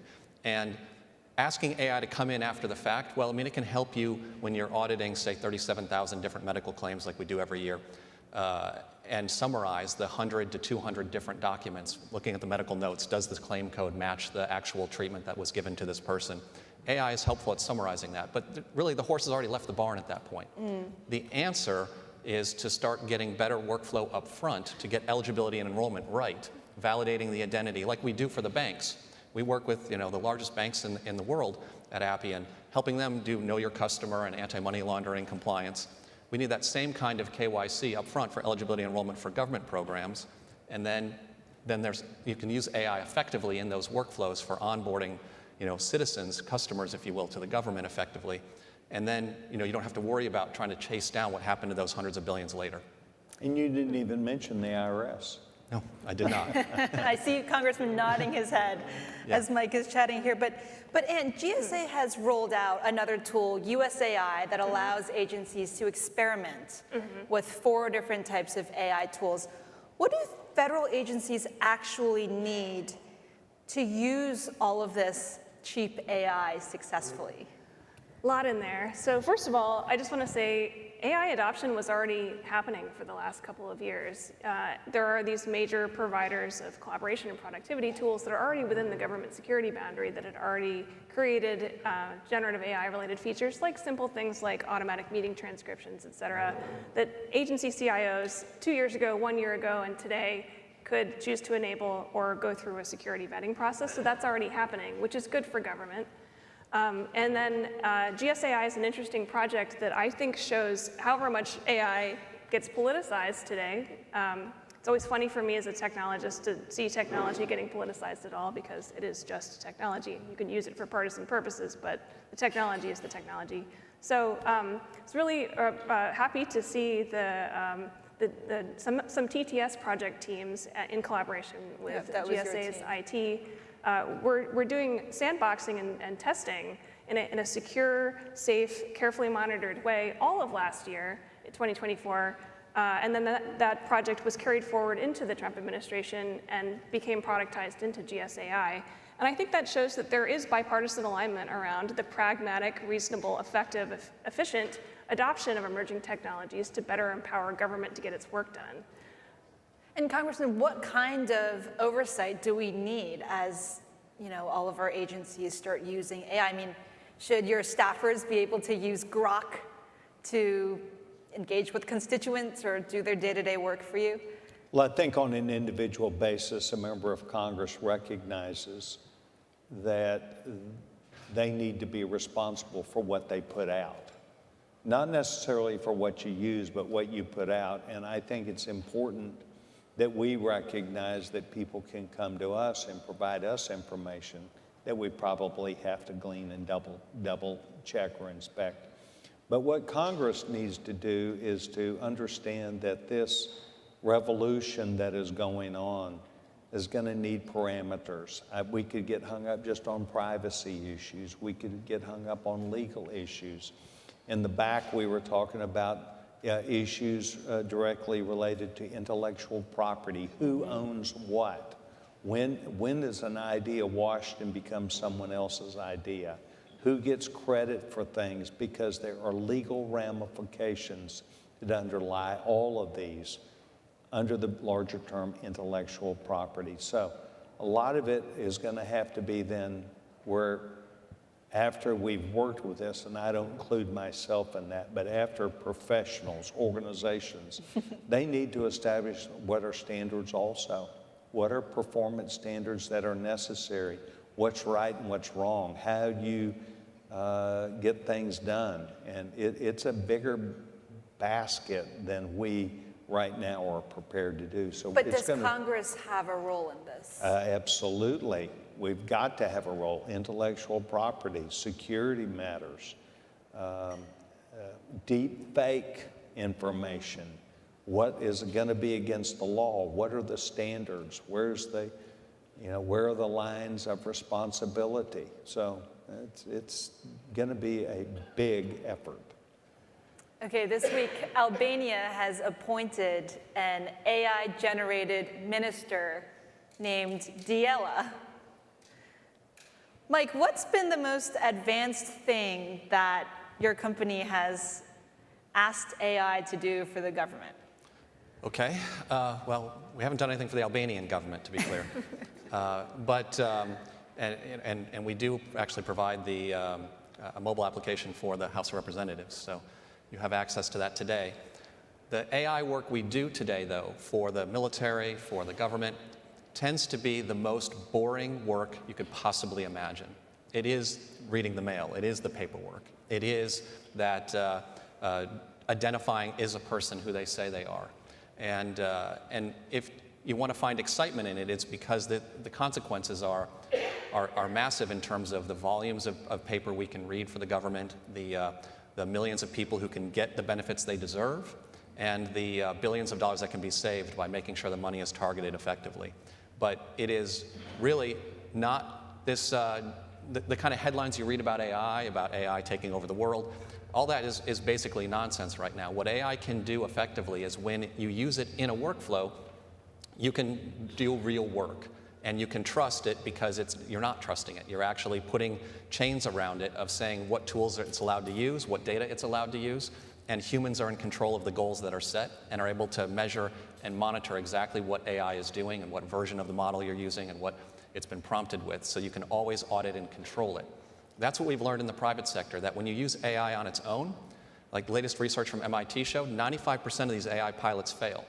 Because you're just standing up AI on its own as a chatbot and expecting it to figure out how to learn, how to figure out what to do with the data when it's not in good order. And it can't do anything effectively if it's got bad data. So by using it in the context of where we've already cleaned the data, where we've already managed what it does, that's what we can do for government so well. Whether it's in the Air Force, where we're helping with criminal investigations, or if it's in the state of Texas Department of Public Safety, where we're helping with acquisitions, helping buy better. And do you agree? I mean, is this fear of AI replacing, the low-level government jobs a realistic one, or is it far-fetched? I think 20 years ago, people would be afraid that spreadsheets would replace jobs, and spreadsheets became a tool that we can use to better organize information. Maybe 15 years ago, like search engines, which now seem like the most basic, useful thing that everybody knows how to use, could have been seen as threatening to different kinds of information work. I think the same thing is going to happen with generative AI as it lands into a set of tools after many, many pilots. And I think that it's to your point that 95% of pilots fail. That's good. That's healthy. We need to do all of these experiments and understand what's useful to us and what better enables people to do their work more effectively. So I can envision a future where AI in tool form or as agents, which I think is the example of the Albanian digital minister, and also the example of making workflows more effective. Agentic AI has potential. We should test it in a safe, reasonable cost-effective way, and then figure out where it best fits into our government processes. It really allows a manager of the business to be able to ask questions and then get through these search engines information. Like for instance, we've got a lot of people that are on Social Security that are listed as being more than 100 years old. How about if they were able to then go across in a search engine and find out when was the last time that they used Medicare? When was the last time that they went to a hospital? When was the last time that was the death reports or things? There's a lot of information that a manager will now be able to clean their data. And I think that's what the DOGE people came in and thought, well, the government had great data. They do not. They have data that needs to be re-looked at. And that's why earlier I said they need to start by going through probably about 5% of their database a year and looking at it, not just the ongoing new recipients. We've got to clean our data. But these search engines are the key to, I think, an AI to give us the answer, because it will combine the answers. So should President Trump have an AI member of his cabinet? You know, that's a battle unto itself. Certainly Commerce would want to fight that, and the Defense Department would also. I think the CIOs have a CIO roundtable, and they can effectively get us where we want to go first. I think if you're going to have a czar for this, it's a little bit further down the road. We've got to look at what the administration's very bright. They got great people, and we need to hear from them and work with them.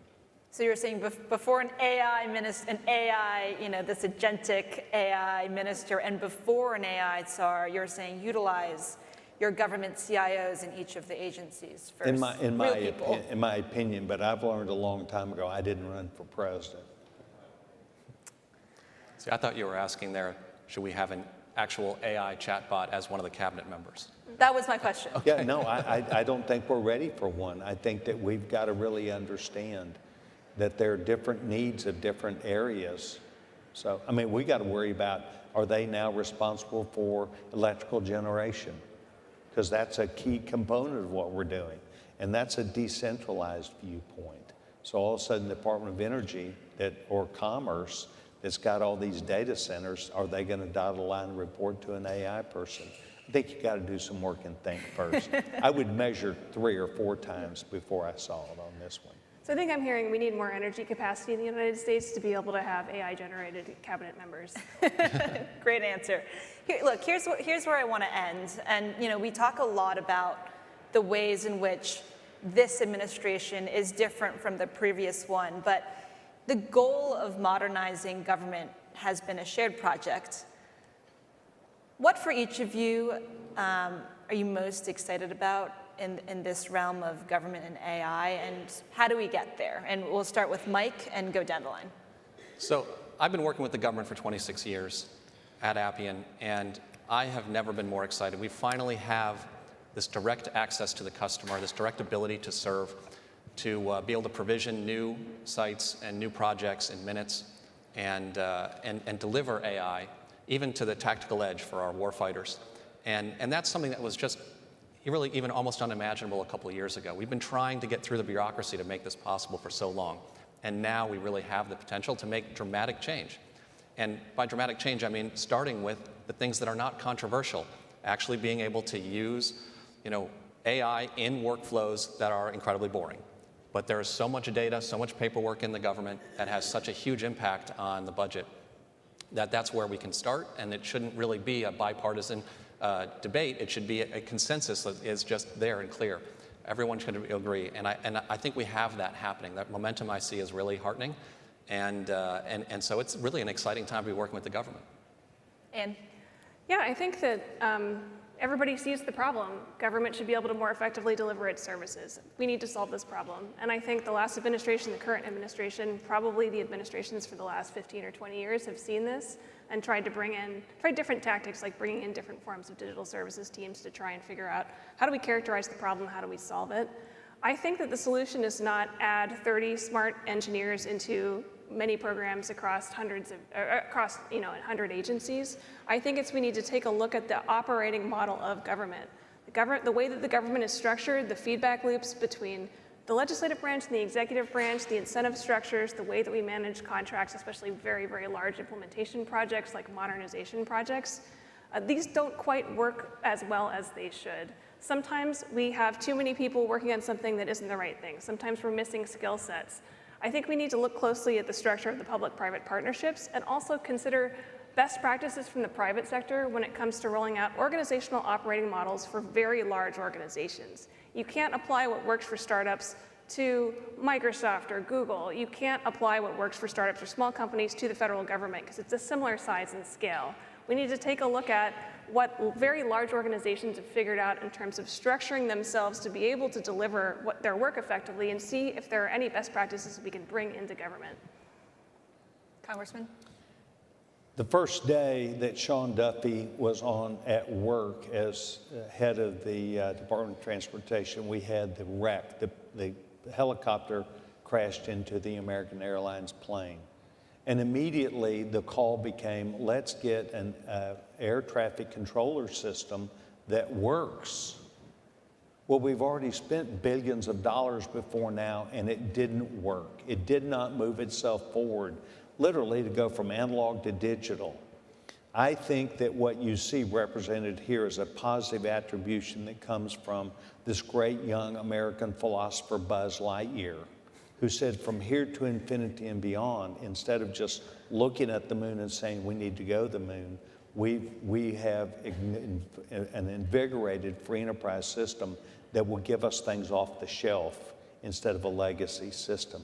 And I think it's going to be great. I'm very excited about it and will tell you government must adapt it to its ongoing operations.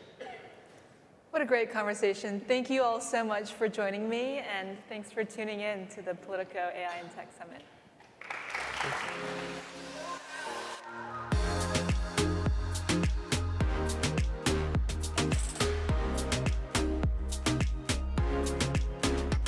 All right, thank you so much. Just to give you a preview, coming up later in our program, we'll have an interview with Senate Commerce Committee Chair Ted Cruz, as well as Senator Amy Klobuchar of Minnesota. And we'll have a panel discussion on defense innovation that will include representatives from the Pentagon and industry. So that's coming up here in a bit. But next to the stage, I want to introduce our first executive conversation. That will be led by Callie Bowdy, who's the Chief Commercial Officer for Politico, in conversation with Kendall Collins, the CEO of GovCloud from Salesforce. So please join me in welcoming them to the stage. Thank you.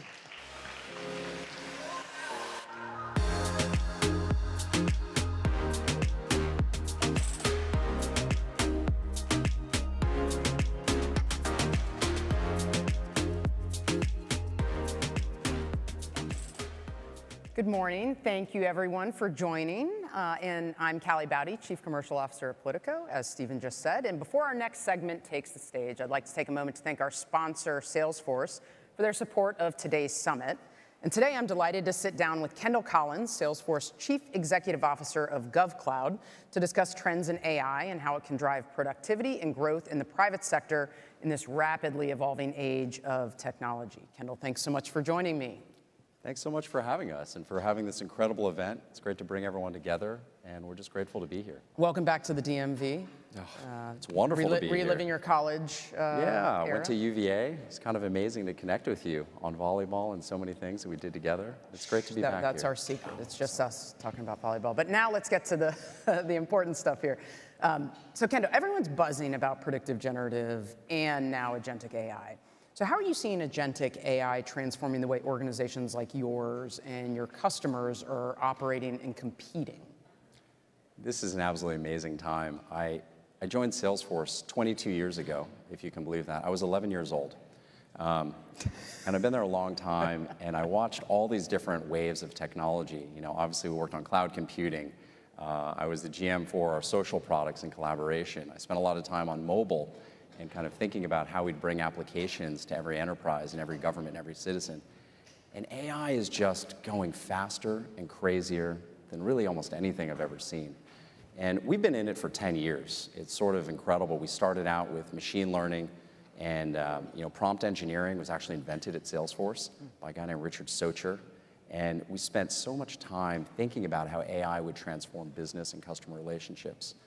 And about a year ago, we got down this path where we realized that agents were going to be changing everything.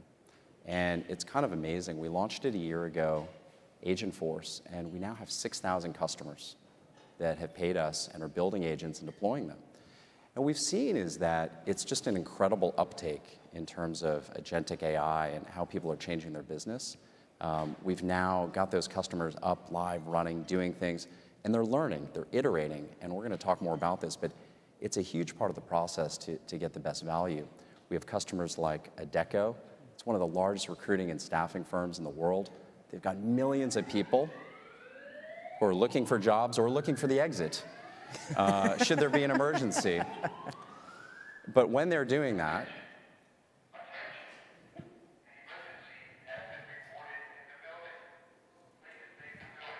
Let's keep going. all right, Please let's continue. keep going. So if you have a staffing emergency, Adecco is an excellent place to go.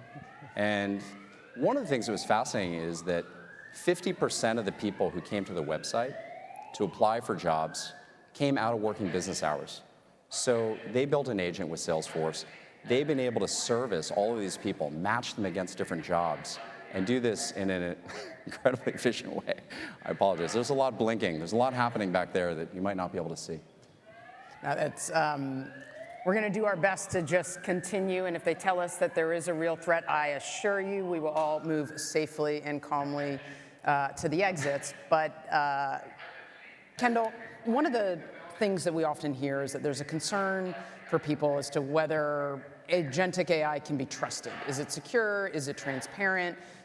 Is it even reliable? So if somebody here were to ask you directly, can we trust your AI? What would you say? Yes. And I think that trust is something that you have to build together. It's like any relationship, right? Like we've met and you build that relationship, you build trust.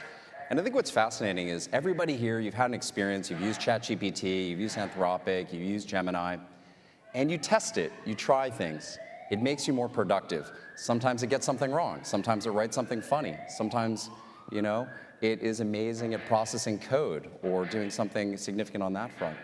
And I think what's fascinating is that, you build it together. And I think as you see AI come into the enterprise and into the government and be citizen-facing, you need to build that trust again, because you're going to build it at a team level.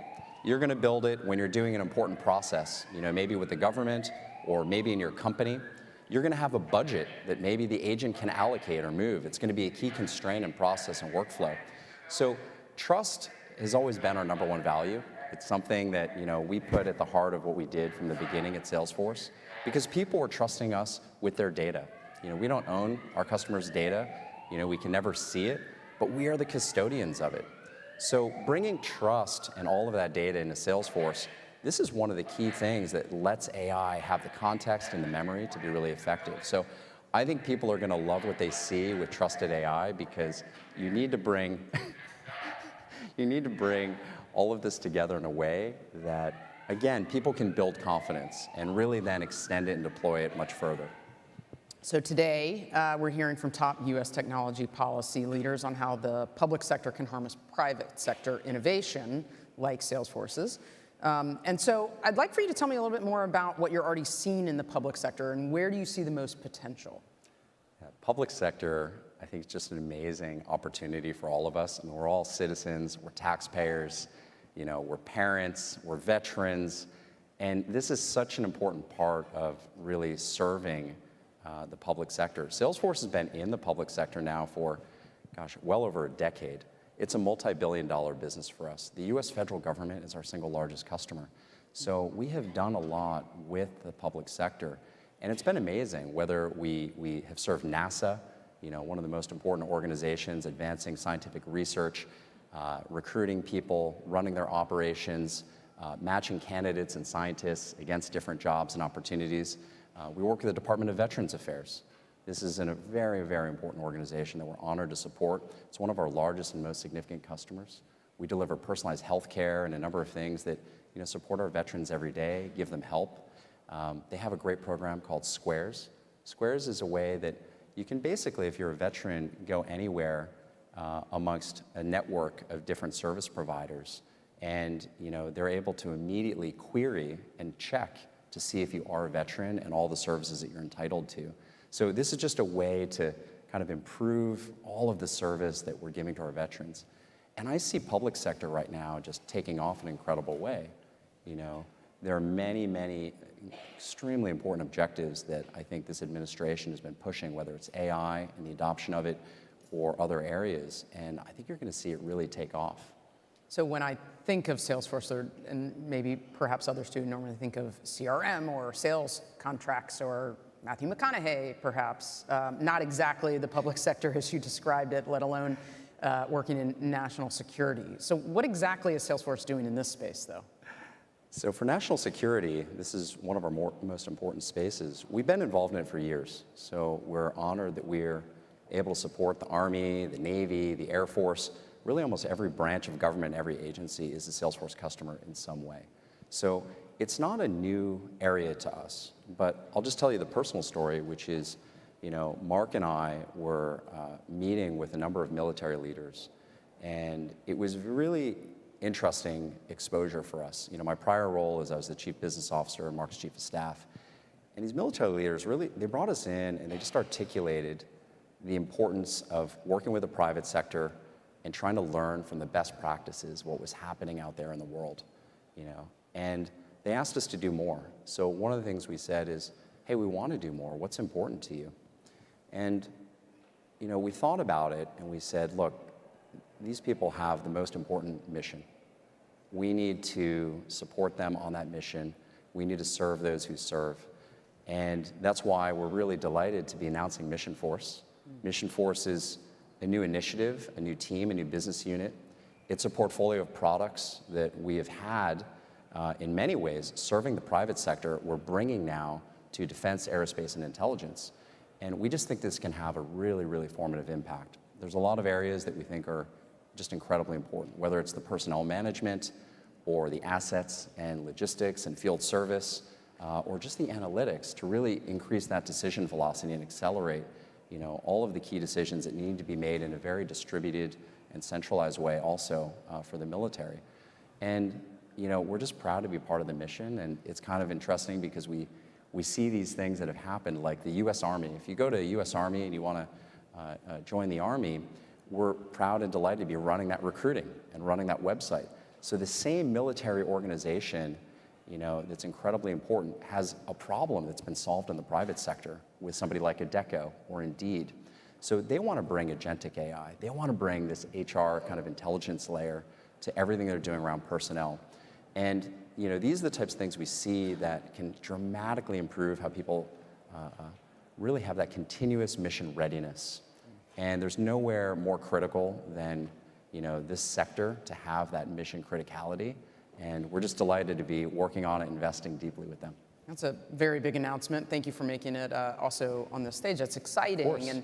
And it's illuminating to understand the depth of your work with the government. And so we're running short on time, and we've covered a lot here, but let's look ahead. And based off of your deep, extensive knowledge of how the government has been working with AI so far with Salesforce, what should government leaders be doing right now to ensure that AI is adopted responsibly and delivers the greatest benefit to citizens and society? Yeah, great question. I think it's a fascinating time for government, and one of the most important things I think they can do, and they are doing, we're certainly seeing it here in the US, is engaging the private sector. I think what a lot of people in government are realizing is that the processes they have are, for the most part, are not exotic, right? They're not that different than a lot of things we've solved in the private sector. The government does healthcare. The government has some financial services. The government does logistics and field service. These are all things where we want to bring the best of what's happened in the private sector, not always reinvent the wheel, and bring it to the government in a really effective way. And I see governments looking at and looking to learn. Particularly this administration has really outlined, I think, a number of key objectives for AI, how to work with the private sector. And I think it's been really formative. You're seeing different technology get tested and iterated on. From here, we're headed, to the UK. And, Mark's going to be meeting the Premier and as well as the President or the Prime Minister and as well as the President of the United States. And it's interesting to see all of these governments around the world engaging with the private sector. I think they're obviously thinking about investment. They're thinking about safety and trust and security. They're thinking about how to advance productivity and really how to drive their own GDP, as a country and a nation. So it's just a really formative time, and it's exciting to see government leaning in this way. I'm not sure that we always saw that with other types of technology, but I think this is so transformative, and the opportunity with agents is massive. So they're doing it, and I think they need to keep doing it and engaging with everybody. Kendall, thank you so much for your time. I think that's a great place to leave it. We appreciate your thoughts, your insights, time, and expertise. And thank you so much to you in the audience for sticking with us during the fire alarm, and for those on the live stream who were wondering what was happening. This was a great conversation, and we appreciate Salesforce support in this summit. Thank you all so much. Thank you all. Thank you, Callie. Great. Thank you. Appreciate it.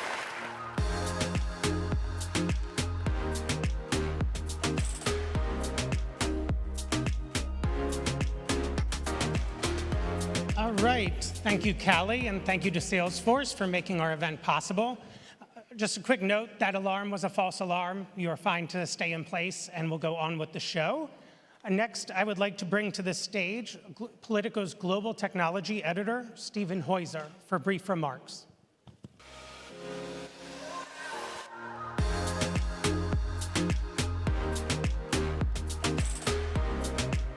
Hey there, I'm Steve Heuser. I'm the Global Technology Editor for Politico. Thank you so much today for coming to our exciting event. It's a little bit more exciting than we'd initially planned for, but I'm very glad to see you're all standing here instead of standing with me outside on the curb. This has been a tough week in American politics. We're very grateful for you to be here. We are lucky to have had a lot of interesting guests. We heard the FCC Chairman Brendan Carr engage with the question of, whether caution is really merited, in the moment of anger and anxiety about social media. We've heard White House AI advisor Sriram Krishnam talk about the existential crisis that America is facing versus China if we don't get into gear quickly. We heard an interesting panel about what's really happening with Doge right now, and we have a lot more coming we're excited about. All of our guests are here. And you are here, and we are here for one big reason, right? We're a community of people that are interested in tech policy and the conversation around the big arc that technology is tracing across our landscape. We're delighted to be part of this community with you. And we're also here for a very specific reason, and this is the message from the sponsor part, which I promise will be short because we want to get to our coffee break. We're here because Politico has a deep and abiding commitment to covering technology, to covering tech policy. This reaches all the way to the origins of Politico's professional policy journalism, and it is expanding every single year. As I think you heard Goli say at the beginning of this event, we have a Brussels tech policy team. We have a London tech policy team. We have tech policy reporters in Paris who write in French, and I go to a meeting with every week. We have a growing, very dynamic California tech policy team now. And here in Washington, you can follow our coverage. You can read Politico.com. You can listen to our weekly Politico Tech podcast. You can read our afternoon newsletter, Digital Future Daily, which if you don't subscribe to it, please subscribe to it. It's free. It's really interesting every day. And if you have a deeper commitment, you can subscribe. Many of you, I hope, are subscribers, but you get Morning Tech, our amazing morning newsletter that lays down a marker every single day on the tech conversation in Washington and nationwide. You get up-to-the-minute news breaks, you get pro analysis, and all kinds of interesting products that sit behind the paywall. And so we welcome you into that conversation. All of this is made possible because of our reporting staff, our Politico's tech journalists who are here covering it inside this building, covering it from, there's a media room upstairs that you can't see that we have a bunch of people in. Answer their emails. Be part of the conversation, right? We want to hear from you. And this is the last thing I want to say, which is that this is not a one-way street. We're sitting here on a stage. I'm talking to you. We publish stuff. We want to hear from you. This is a real community. It's a real conversation. And so I would really encourage all of you to let us know. What do you think of this? What you get out of it? What you like? What are we missing, right? Be in touch. Our emails are online. Our handles are online. please be in touch. We want the conversation to continue. We're excited about that. We're excited about getting some coffee, doing a little networking, so I'll let you go now. Come back in about half an hour, and we have Senator Ted Cruz, Senator Amy Klobuchar, and some other interesting conversations for you, so we look forward to seeing you then.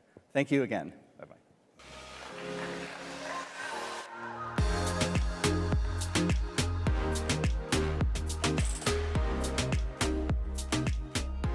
All right, thank you so much. We now have a break in our program. We'll be back at 10:45 for our conversations with Senator Ted Cruz, Amy Klobuchar, and our panel on defense innovation. Thank you.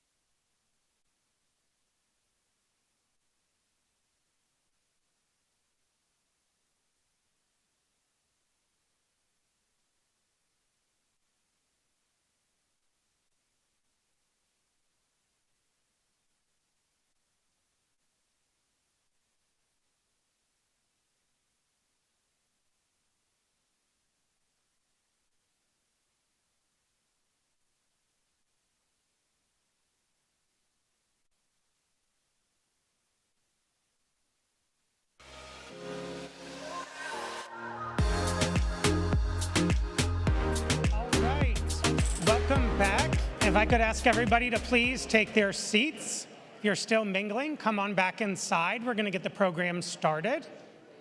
We're going to kick off the second half of our program today with a conversation led by Rachel Bade, the Capitol Bureau Chief and senior Washington columnist for Politico, in conversation with Senate Commerce Committee Chair Ted Cruz.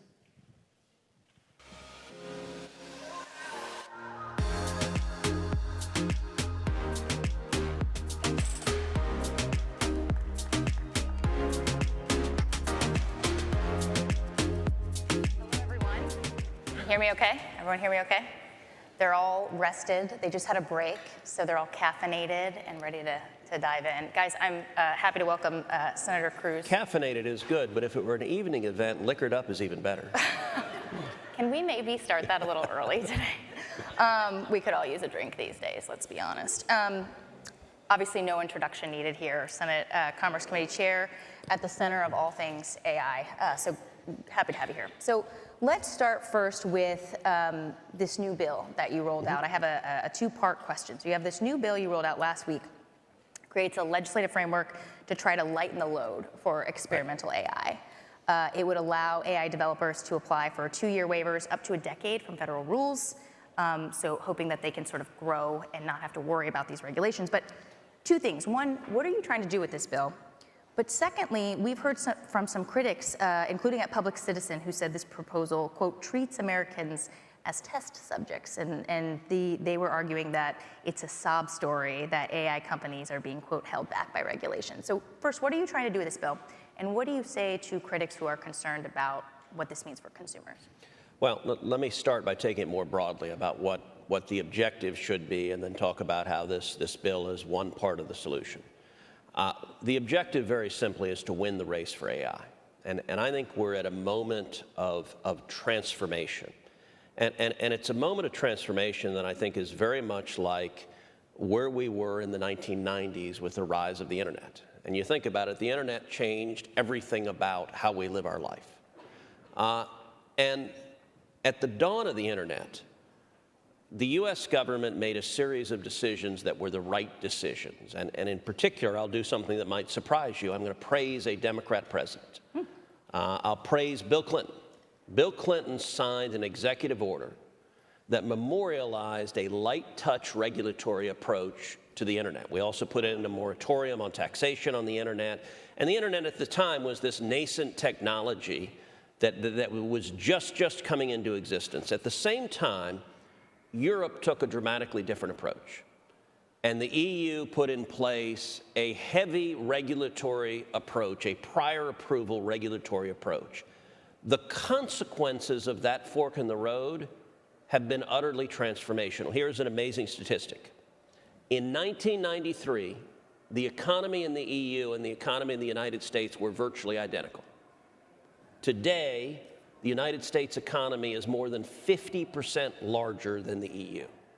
And there are two drivers of that: tech and the shale revolution. That's it. So that we made the right call in the 1990s, 30 plus years ago. We are at a similar inflection point. And I believe AI is going to be even more transformative than the internet is. It's going to change everything about how we live our lives. Yeah. And from my perspective, I want to make sure we don't make the mistakes that Europe made. If you look at, there are virtually no major tech companies in Europe. They just missed the tech revolution, and that is driven out of the United States, and that has produced jobs and productivity. AI right now, we are in a race with China, and if we lose the race to China on AI, the consequences will be devastating. They'll be devastating for jobs in the United States, they'll be devastating for prosperity in the United States, and they'll also be devastating for global values, because whoever wins the race for AI, that nation's values are going to be reflected in AI. If China wins the race for AI, AI will be a tool for global surveillance and control as carried out by a communist nation. So we cannot lose that race. And China set an audacious goal of winning the race for AI and having AI embedded in 90% of their economy by 2030. What's the regulatory sandbox bill? Regulatory sandboxes are an approach that have been employed all over the world. Over 50 nations have used regulatory sandboxes. So this is not some curious idea with no precedent. It's been implemented in many countries. The idea of a regulatory sandbox is that when you have new innovation, you create an ability to ensure that the regulatory system doesn't prevent that innovation from occurring. And so the regulatory sandbox, this is an idea, by the way, President Trump has proposed as well. It's part of President Trump's AI framework, and so I'm drafting the legislation that is reflected in what the president has called for. This would let innovators go to regulators and ask for either an exception or modification to existing regulations to allow them to innovate. What does that mean? Let's take a look at something like aviation. Our existing aviation rules were designed in a world where the only possible way to fly was with manned aircraft. And so nobody was thinking about the possibility of not having a pilot because unmanned drones didn't exist. There's massive innovation that can come from unmanned drones, and so allowing the ability to modify rules to allow that innovation is important. That's what the regulatory sandbox is designed to do. Are there certain rules and regulations that you think these companies definitely shouldn't try to get out of, like when it comes to consumer protections that folks are worried about? Well, look, of course, and the way this is structured is it's not just willy-nilly abolishing all regulations. It's creating a mechanism for modifying regulations to allow innovation. And the mechanism would be that a company would make an application, and the Office of Science Technology Policy in the federal government would decide that application and could choose to grant either an exemption or a modification from rules. I'll give you another example. The United Kingdom has allowed modifications to their rules governing health care, and they have seen, by using AI, a tripling of the rate of moving to independence from stroke victims. So they've seen massive health benefits by analyzing how you get back to functional independence after a stroke. That kind of innovation, I think, is critically important. And if we end up hamstringing our innovation in the United States, China's not hamstringing what they're doing. That's a recipe for losing the race, and I think losing the race would be catastrophic. Let's talk about something that's actually not in this bill, I believe, and that is this notion that you previously championed of a 10-year moratorium on state AI laws. That obviously was taken out of the recent mega bill that went through both chambers of Congress. Is that dead, or do you have a comeback here with this issue? Where are talks on this matter? Yeah, it's not at all dead, and I will say the One Big Beautiful Bill was a remarkable piece of legislation. In my view, there are more conservative victories in the One Big Beautiful Bill than any legislation that has ever passed into law. And it's astonishing, everything that was accomplished in that bill. I will say in the course of that bill, I was privileged as chairman of the Commerce Committee to write major portions of that bill. And I got to say, we won virtually every battle. We had about 20 battles, and I think we won 19 of them. So I feel pretty good. Another one you're well aware of was the battle over spectrum. And I will tell you, I said at the outset, we are going to authorize a spectrum auction. We're going to put a spectrum pipeline in this bill, and nobody in this town thought that was possible. Yeah. In fact, I sat in the Speaker's office, and Mike is a longtime and good friend, and I said, we're going to put spectrum in this, and Mike laughed in my face. He literally laughed at me. He said, Ted, there's no way on earth I can get spectrum through my defense hawks in the House. That ain't going to happen. There's a good behind-the-scenes story right there about your lobbying campaign, it sounds like. Yeah. There's a whole lot, and it was tooth and nail.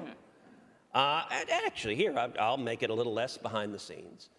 So the process as we went through, the very end of it where we cut the deal, so the pipeline bill that I had for a long time allows for the auction of 600 megahertz and mandates, actually, the federal government auction 600 megahertz. And there was a big fight over exceptions, and DOD and the intelligence community wanted exceptions. I didn't want exceptions. The final negotiations happened on the floor of the Senate, which that doesn't often happen, and it was not on the microphones and on C-SPAN. It was just standing in the back of the floor of the Senate. And I was there with Roger Wicker, the chairman of the Senate Armed Services Committee, and with Tom Cotton, the chairman of the Intelligence Committee. And we negotiated the final deal. And Deb Fisher and Mike Rounds were there too, and they care a lot about this issue. And at the end of the day, they really wanted exceptions. I did not. And as we're arguing, we ended up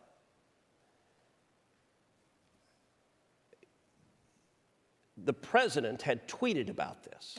That always moves things a little and bit. said, we need to pass a pipeline bill in the one big beautiful bill, and it needs to have 600 megahertz, and it needs to have no exceptions. Now, that's not an accident. There had been 4 months of vigorous lobbying at the White House. I had been at the White House over and over and over again trying to get that tweet to come out.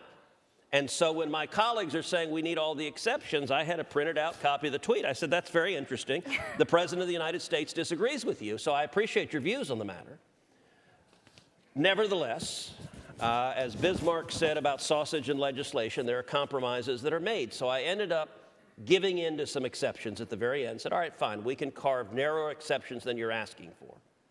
But my view on negotiating is never give up something without getting something back. So I said, if I'm going to give you exceptions, instead of 600 megahertz, I want 800 megahertz.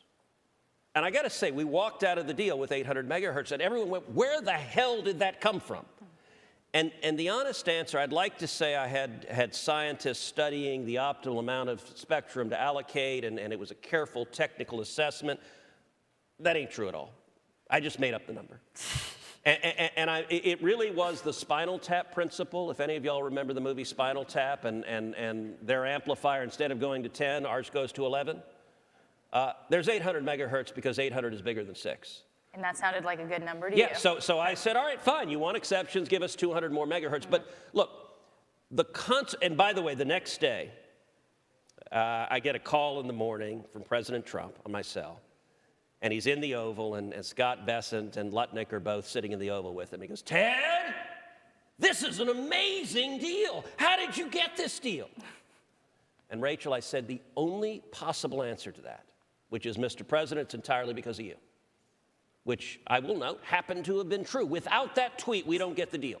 And so that tweet, which I explained to him, that tweet is what gave us the leverage to get the deal. We got that through. So we won in one big, beautiful bill, virtually every battle. The only one we didn't win was this one, the 10-year moratorium. Yeah. And I got to tell you, on the 10-year moratorium, so the House had it in its version of the one big, beautiful bill. But when it came to the Senate, nobody thought we could get it through the Senate parliamentarian. In fact, it was almost accepted wisdom, this is going to die in the birdbath. And miraculously, and I just want to give credit to my team went in, they got very creative, they rewrote it, they litigated it, and we got it through the parliamentarian. So it was in the Senate bill. And what happened at the end of the day is the leading opponent of this was Marsha Blackburn. Right. And I negotiated an agreement with Marsha, and we reached a compromise. She agreed, I agreed. It was in the bill. In fact, she was the author of it. It was Blackburn Cruz. So she wrote the codification of our agreement. And then what ended up happening is that there was criticism from outside players, and Blackburn decided to renege on the deal. So she backed out of the deal, and that ended up tanking the moratorium. And I ended up, look, it was clear when she backed out that we no longer had the votes to cross the threshold of 50, so I withdrew. I withdrew and said, look, we'll keep talking and we'll work on this, but there's no point in having a vote that we're not going to get to 50 today. Are you still working with her on this issue? You know, she is doing her own thing, but I'm working very closely with the White House. I will point out, when the president rolled out his AI framework, an integral component of it was a moratorium, because look, what sense does it make to have 50 states all issuing different and contradictory regulatory and legal frameworks for AI? AI is by its nature, at a minimum, a national, if not a global technology tool. And we run the risk, and there were people who said, well, what about states' rights? And listen, I am a ferocious believer in federalism and states' rights. A lot of Republicans who said this. But there is a reason the Constitution has an interstate commerce clause.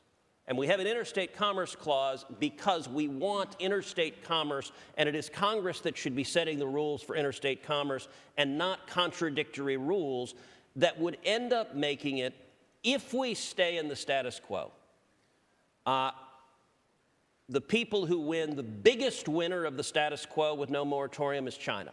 Why? Because we're going to see contradictory regulations. And I would just ask, do you want California and New York, do you want, not just states, but do you want Karen Bass and Comrade Mondami setting the rules for AI? Because that's who's going to be regulating, is far left-wing governors and mayors. California is already trying to do so. Colorado has passed a law basically mandating woke AI, that you do audits to make sure the results from AI meet DEI quotas. It's so bad that Colorado's governor, Jared Polis, a Democrat, has said we need federal preemption because these state laws are not workable. And so the current outcome, look, I think this played out at about 3 in the morning. I think a lot of people don't understand this issue, but there's a reason the president and the Trump administration are united in saying we need one clear federal standard, because having contradictory standards from every state and every city ensures failure, and failures should not be an option. And realistically, just very quickly, because I want to get to another couple topics before we run out of time, do you think realistically you could get like a 3-year or a 5-year? Is there some deadline that's coming that you're hoping to attach to? Or like, what do you think is possible for this? There are lots of moving pieces. There are pieces within the administration. There's pieces within Congress. What I would say is we cannot let political dysfunction in the United States hamper our ability to win the race for AI. And I want to be clear also. To say that we want to win the race for AI, to say we want state preemption, for example, like people were using examples of, well, what about child safety and online predators? Well, the moratorium didn't cover any of that. So there was a lot of misinformation where people said, oh, online predators will be empowered by the moratorium. No, the moratorium explicitly was linked to the regulation of AI as AI, not to generically applicable laws. And I want to point out, when it goes to combating bad conduct online, AI is an incredibly powerful tool. Every tool that has ever been invented, there has been bad conduct that has used that tool. And the reason is we have criminals, and criminals will use whatever tools they have to commit crimes. We need to fight them. I would point out that I've authored and passed the only law in modern times going directly after AI and regulating that, and that is the Take It Down Act.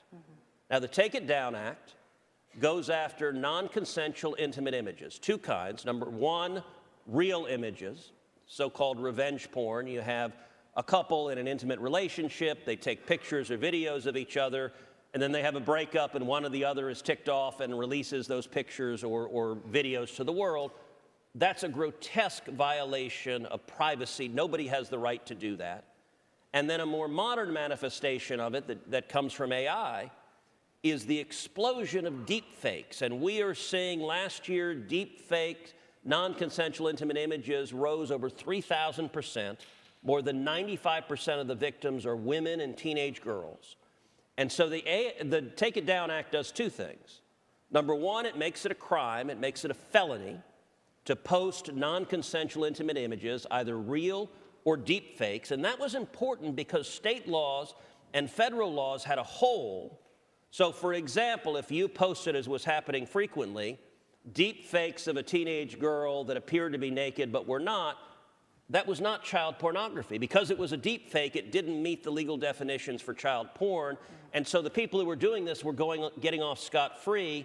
Now there are consequences, it's a felony. And then secondly, the Take It Down Act puts a legal obligation on the tech platforms to immediately remove that content. And so that's an example where absolutely we need legislation and we need regulation for AI, but it needs to be targeted to real problems rather than just a brooding omnipresence in the sky of a giant regulatory system preventing innovation. So speaking of bad conduct online, in the wake of Charlie Kirk's assassination, we have seen something that I never thought we'd see in American politics, and that is this notion of some people on the fringes, fringe corners of the internet, even celebrating, mocking the murder of an innocent man who was engaged in civil discourse in this country. In response, we've seen a number of Republicans, including Vice President J.D. Vance, talking about basically naming and shaming some of these people, calling out these ugly comments, highlighting them, trying to get them fired, basically putting pressure on them to say, this is not okay. But then we also heard AG Pam Bondi, Attorney General Pam Bondi, suggesting in Katie Miller's podcast recently that DOJ would look at to potentially prosecute hate speech. Now, you are, constitutional lawyer and wonk. What do you make of this? Where's the line here? Yep. Just start there. Well, look, I think the Attorney General's comments have been misconstrued, and she actually put out a lengthy social media post afterwards clarifying what she was saying. Here's what the legal standard is, and as you know, you and I were talking backstage. I do a podcast every week called Verdict with Ted Cruz, and I do it 3 days a week, Monday, Wednesday, and Friday.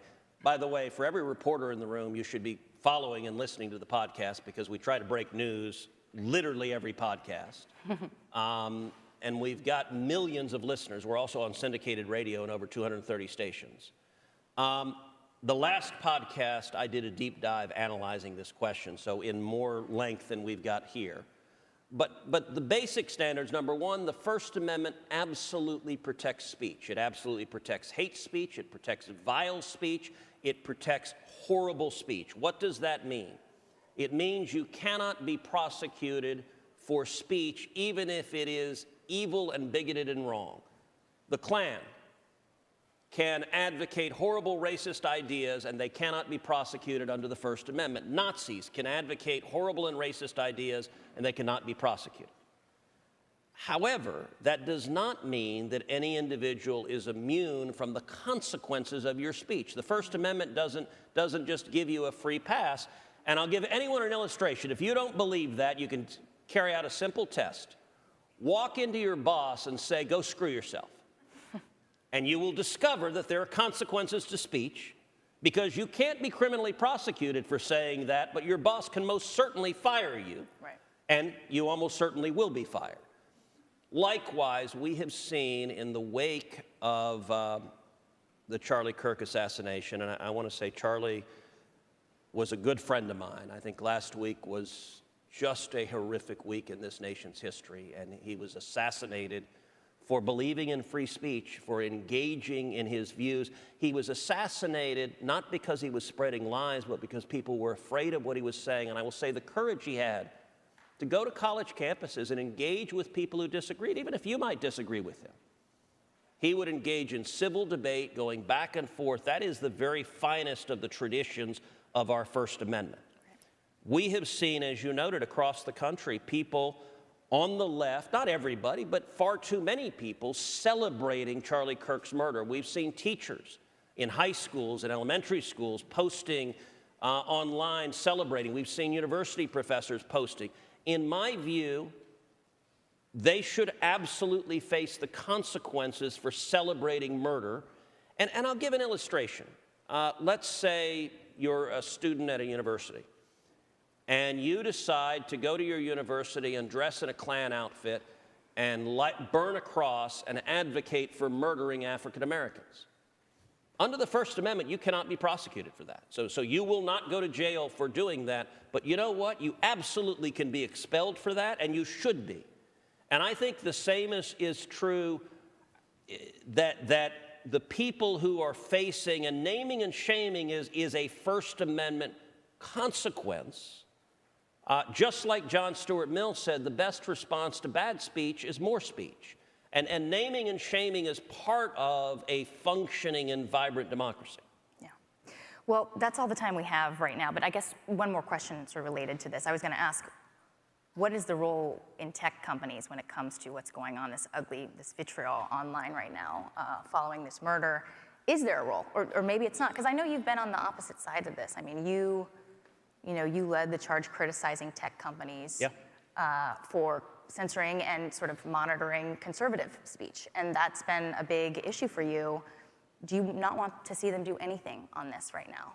So look, what I will say is two principles, because some people have been confused. Wait a second, you've been a huge critic of tech when it comes to censorship, and now you're a champion of tech when it comes to AI. And it's real simple.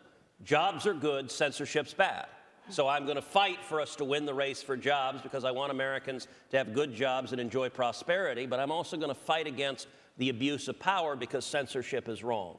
And I will say big tech censorship, I've long been vocal on this, I think is the greatest threat to free speech in the country because it is invisible and insidious, that they can silence views they disagree. And I think big tech got in bed with big government and silenced views they disagreed. I think big tech is behaving better now with the new administration.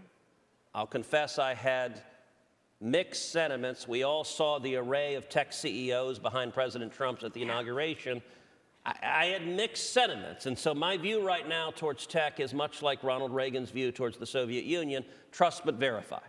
If you allow your platforms to be platforms of free speech, great. And I'll say, related to that, the single most important development for free speech in this last generation was Elon Musk's buying Twitter. Because, and it was an extraordinary step, because Twitter is the public square right now. Look, the people who are hatefully celebrating Charlie Kirk's murder, we only know about that because of Twitter. If Twitter was still old Twitter, you wouldn't find out about any of it. So they should not do anything on that. I think they should allow free speech. Free country. Now, look, I will say, I was glad when they pulled down the video. The video was horrific. Like I said, Charlie was a friend of mine. I talked to him just a number of weeks ago. I got to say, on my feed, it kept over and over again showing the video of his being shot and blood spurting out of his throat. I was really glad when I could pick up my phone and not see the image of my friend being murdered over and over and over again. I'm like, not pushing that video is fine. What we should not see is censorship designed to silence either side, by the way. To be clear, I'm not calling on tech to censor liberals. I actually think more people should listen to Bernie Sanders and AOC because I think what they say is idiotic. And so I want lots of people to hear it. And I'm happy to counter it on substance. The answer is not silence those you disagree with. The answer is respond with substance. And that's what Charlie did so effectively, and it's one of the reasons I really admired him. Thank you, Senator. That's all the time we have for. Thank you.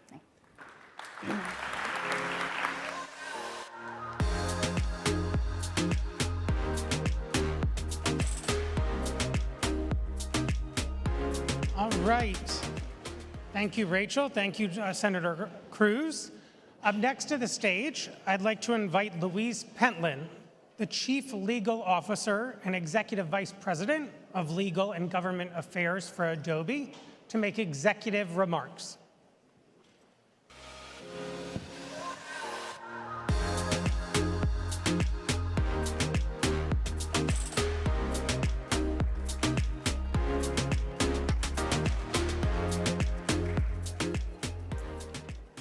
Hello, my name is Louise Pentland, Chief Legal Officer at Adobe.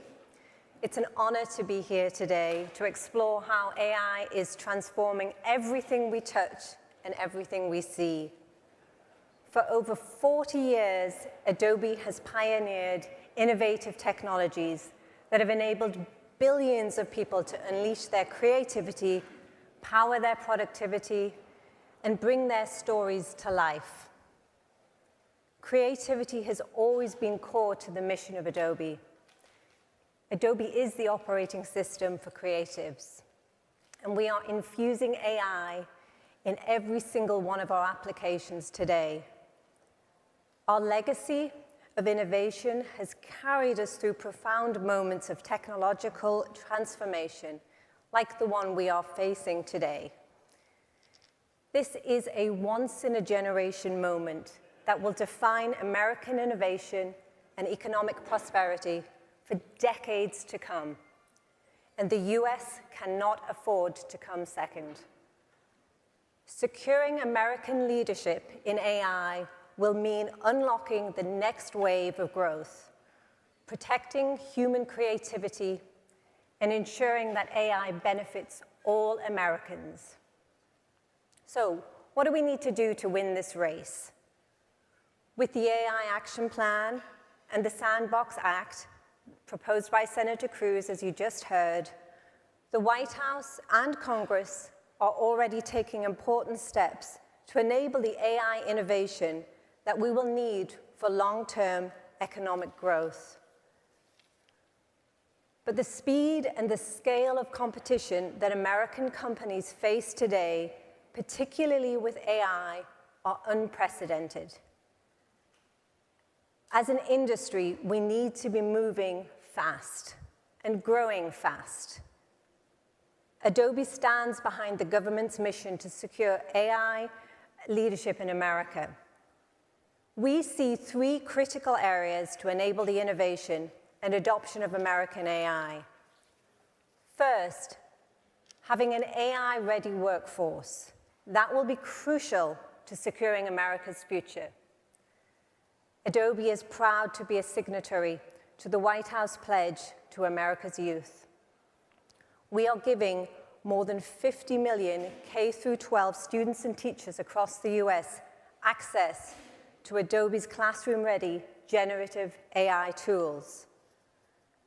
We are also providing educators and learners of all ages with AI resources and skills training that they will need to succeed through the Adobe Digital Academy. Second, we've seen how easy it can be for public discourse to be manipulated and for Americans to fall victims to harmful deep fakes. Having a universal industry standard to label digital content will be critically important. Adobe has been leading cross-industry initiatives to do just that with content credentials, which are tamper-evident metadata. In plain English, that's where technology, as a piece of digital content, demonstrates where that came from and how it was edited. Finally, for American AI technology companies to compete, and for Americans in general to compete, they will need to learn. That means access to new, original data. Creation and production of new content will depend on the continued success and ingenuity of the creative industries. It is mission critical to Adobe that we are building out an ecosystem that enables creative industries to thrive in the age of AI. We are the only company that has created a seamless destination that brings together Adobe's commercially safe models, industry-leading third-party models, and AI-powered tools to deliver an unparalleled AI experience powering ideation, creation, and production. Fostering innovation while safeguarding creativity is core to our own AI approach. We've built our tools with user choice and control at the forefront. Brands like Coca-Cola, IBM, and Mattel means that they can use AI at scale with Adobe Firefly, generating content and campaigns that are production-ready and commercially safe. And with Adobe's AI tools, anyone in any industry, even lawyers like me, now have the power to be more creative and more productive. Imagine for a moment you're an entrepreneur or a small business and you're building a sales pitch or a marketing plan. With Adobe's Agentic AI, you could deploy AI agents to do that work, solve problems, and still stay in the driver's seat for as much or as little as you choose, using a conversational interface. Many of us here today are probably overwhelmed with countless emails and documents and reports. As PDFs have transformed into an AI-powered interactive hub, your documents can now work with you and for you. And since we're talking about AI policy here today, picture bringing the AI action plan, every AI-related bill, a hearing transcript, agency plan into one place on your own computer. Using Adobe, you can then ask questions, compare key points, look at changes over time, and even package those insights into easy-to-understand infographics. You can do that with the Adobe Acrobat Studio, and you can experience that here today at our space in the Presidential Hall. In short, we are committed to unlocking AI's power for everyone, to create, to innovate, and to push the boundaries of what is possible. But we know we cannot do that alone. Working together with the government, with industry, we can ensure that America stays in the lead and that every American can benefit from AI and feel included in this AI transformation that is upon us. I want us to win, and I want to write a better future together for American prosperity, innovation, and leadership. Thank you.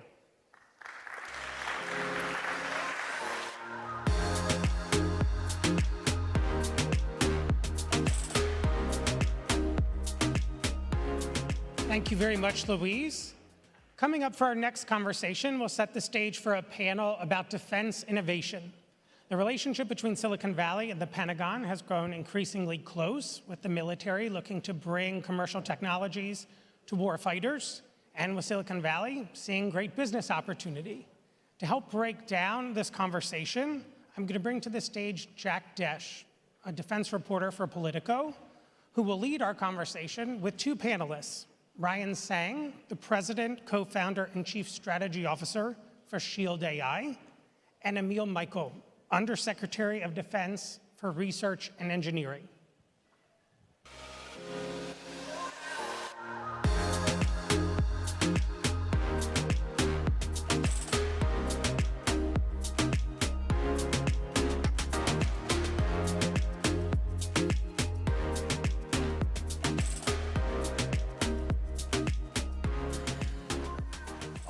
Well, thanks for everyone for joining. I think we're here to take a little bit of a pulse check on the relationship between Silicon Valley and the Pentagon.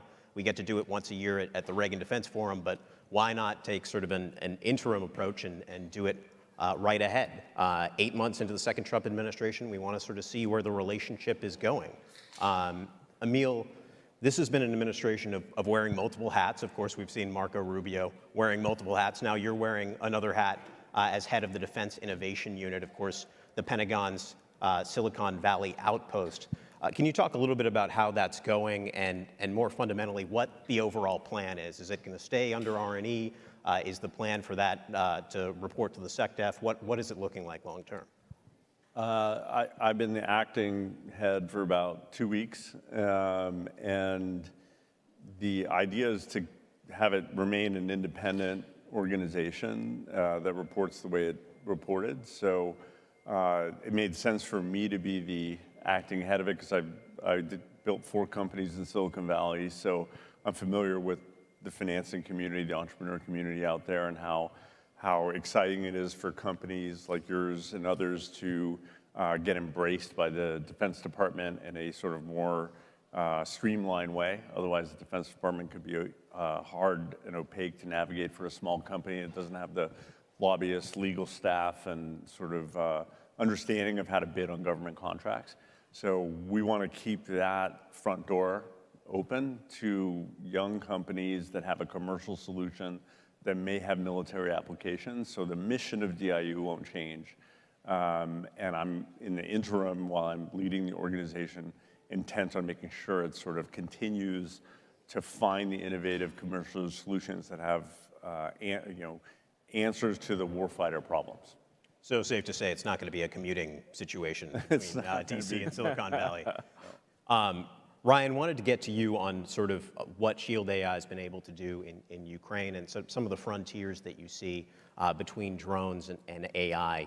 What do you see as the frontiers in terms of AI, managing launches, navigating drones, potentially contributing to air defense, which we see as a major problem in defense? Yeah, so we have about 40 full-time Shield AI personnel in Ukraine, and they've been there for about a year. And the objective was to make as much positive mission impact as we could by finding the way to intersect leading technologies with what was going on in the modern battlefield. I think AI has a tremendous role to play. Some of the latest stuff that I'm hearing from our team in Ukraine is just how difficult it is for this very large volume of drones that they are building to actually find their targets. There are some programs that are being stood up that have an objective of P-kill to be as high as 2%, right? And that's because of the extreme challenges in that environment, the EW challenges, the jammed GPS, the jammed communications. It makes it very hard to find targets.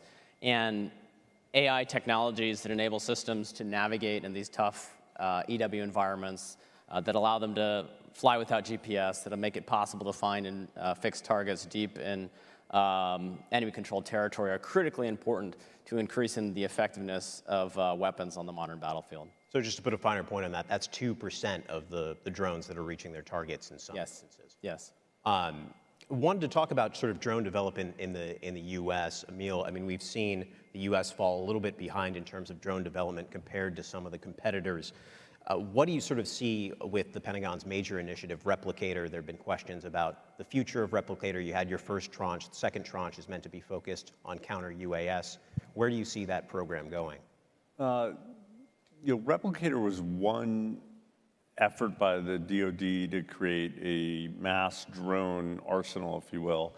The effort that's been also ongoing and sort of not as well known is in research and engineering. My department, we have a program called T-Rex, testing readiness, experimentation, something. I forget the last one.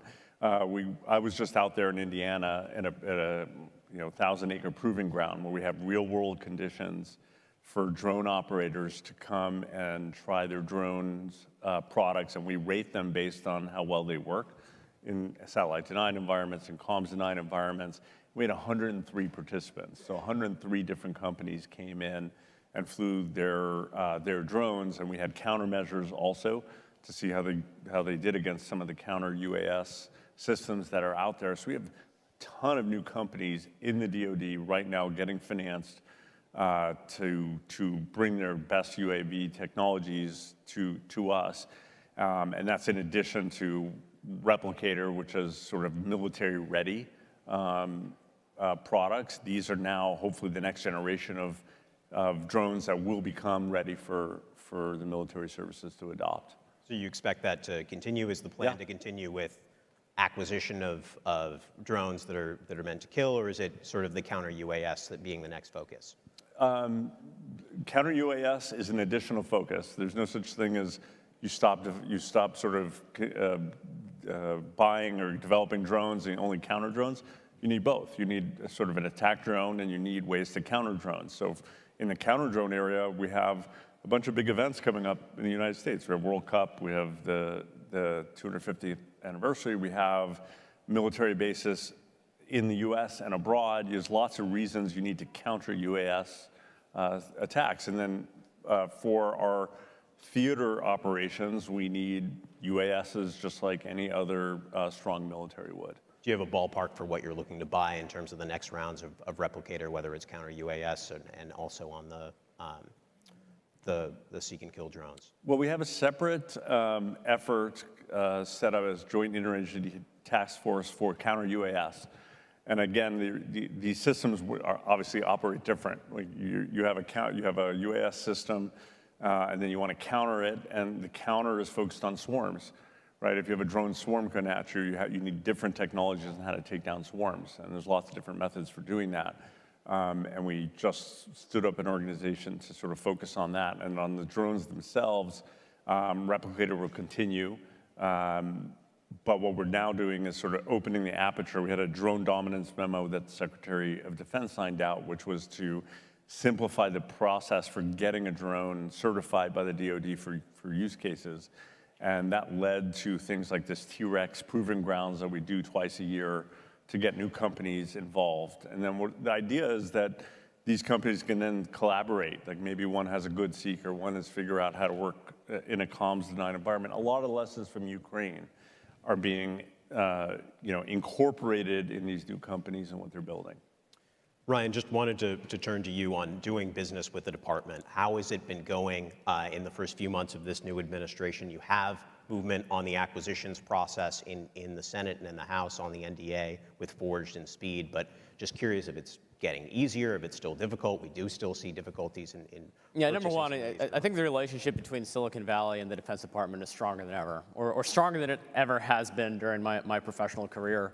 I know Silicon Valley has roots, in partnership with the Defense Department, but in the last decade, and especially in the last couple of years, there's been a resurgence of partnership between Silicon Valley and the Defense Department. I think that this administration has done a phenomenal job encouraging the department to find new and innovative ways to acquire technology. Certainly, there is legacy friction. There are laws that the acquisition professionals have to abide by, and they are far more Byzantine than what exists in the commercial sector. But the thing that I think is very encouraging is the attitude, the approach, the energy that people on the government side of things are approaching acquisition to find new ways of doing business. Emil, how's it been for you? Because you came from the tech sector, you came from Uber, now you have to adapt to what some call sort of a Soviet style of planning with the acquisitions system. How has that been? And of course, you have the memo on implementing commercial tech. That's been a big focal point. How is it to get off the shelf? Because it still seems difficult for the drones, for some of the capabilities to come through. It's wildly easier. I did a stint in the DoD back in the early 2010s. And things got more complex since then, and I think now we're on a de-complexity sort of train with these executive orders that are requiring what they call other transaction authorities, which is sort of a normal contracting process that you go through with someone like his This company. is a rapid prototyping Yeah, authority. well, it's a rapid prototyping, it's a rapid acquisition authority. So the default is to do that. The default is to use commercial solutions if they're available. So the default has been changed from complex and highly regulated to rapid and simple and sort of more of a normal corporate contracting method. And that's not going to be everywhere. If you're buying a new plane system or a new submarine, those things are going to still have the complexity that a system like that kind of demands. But when you start talking about the nature of warfare changing to be mass, attritable, smaller, using AI and other technologies to make the weapons development and production simpler, you can actually contract it for more simply as well. So that's sort of like the whole thrust of where the warfare is going and where the department's going and where this administration's going is towards more simplicity in the buying process. Well, I want to ask you about that just in terms of strategy. Politico has reported, other outlets have reported that the national defense strategy is going to look more primarily on the homeland than China. That's a major shift. We have, of course, multiple warships in the Caribbean. How does this change the focus for you? Is the pacing threat now no longer China when it comes to the DoD and what you're prototyping, what you're trying to buy? The pacing threat is China, and I think that's clear. That'll be clear in the NDS. The fact that the pacing threat is China doesn't mean CENTCOM doesn't matter, as we saw with the strike in Iran. It doesn't mean that the drug boats in the Caribbean don't matter either. It's sort of where the development is going and where the resources are going to go primarily, but that doesn't mean that we have the biggest military in the world and the strongest, so it could do more than one thing at one time, but it has to have a focus. And for the last couple of decades, the focus has been in the Middle East with ground wars in Afghanistan and Iraq, and now it's moving, as it should, in my view, to China. I wanted to turn to some of the Ukraine focus that we've talked about, Ryan, that's come up in this panel. When you look at the development that you're doing with VBAT, with other capabilities, is Ukraine still sort of the model for the U.S. when it comes to China being the pacing threat? Can you adapt that model for the Pacific when we see Ukraine having a lot of success with perhaps shorter range drone capabilities, things like fiber optics? Number one, I think there's a lot that the United States can learn from Ukraine. And I think there's also a lot of unique challenges that present themselves in the Pacific. Maybe just to stay on theme of acquisition, I think one of the very interesting things about the United States is just how fast American industry can go. There are so many examples of companies just breaking through glass and reinventing something and conquering markets. The US military can do the same thing, incredibly agile, incredibly powerful, but the intersection of the military and industry is fraught with friction. And so industry and the department need to find out how to be able to move fast together, and I think that's a critical lesson in the war in Ukraine. You can look at the aircraft and the weapons that started the war in Ukraine and the ones that are being most effective today. They are radically different. And if you look at the way that most programs have been set up in the United States over the last couple of decades, they just don't allow for those cycle times. And so I think probably one of the most important lessons that we can learn, in addition to the importance of being effective on an EW battlefield, is that industry and government have to find the path to go fast together. And is that's been a speed limiter? Because it seems like we've had all this talk for the last several years about rebuilding the arsenal of democracy, getting to almost a World War II tilt when it comes to industry, but it doesn't seem like we're there yet. I think there's a lot of work left to do. Just to give you an example to make this sort of like a real point, there was a program that we were working with the government, a couple of years ago, and to make a software update to an airplane took about a year, right?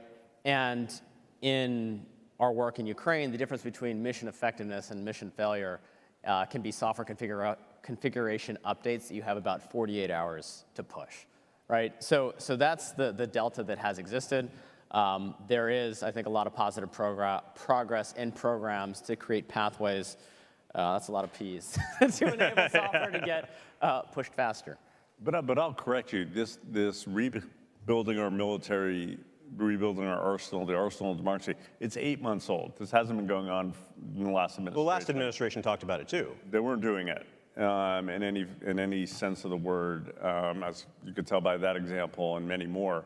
So I think that has been sort of the reason that Secretary Warhegseth has said one of his 4 pillars was rebuilding the military, and that include both personnel from a recruiting standpoint, our arsenals, and sort of the category of weapons that we needed to be building. So I think this has been an 8-month effort, and we're just at the start of it, but you're going to see real progress soon. I wanted to turn to sort of the people aspect of the Defense Department. Obviously, there have been multiple rounds of DRPs, deferred referral program. We've seen a lot of people leave. I know there's been an argument from Secretary Hegseth and others that leaner is better. But how is this affecting your enterprise? I mean, we've seen a lot of people go. We've seen consolidation in the Defense Department. How is this going to change how the Defense Department acquires, how it talks to industry, how it deals?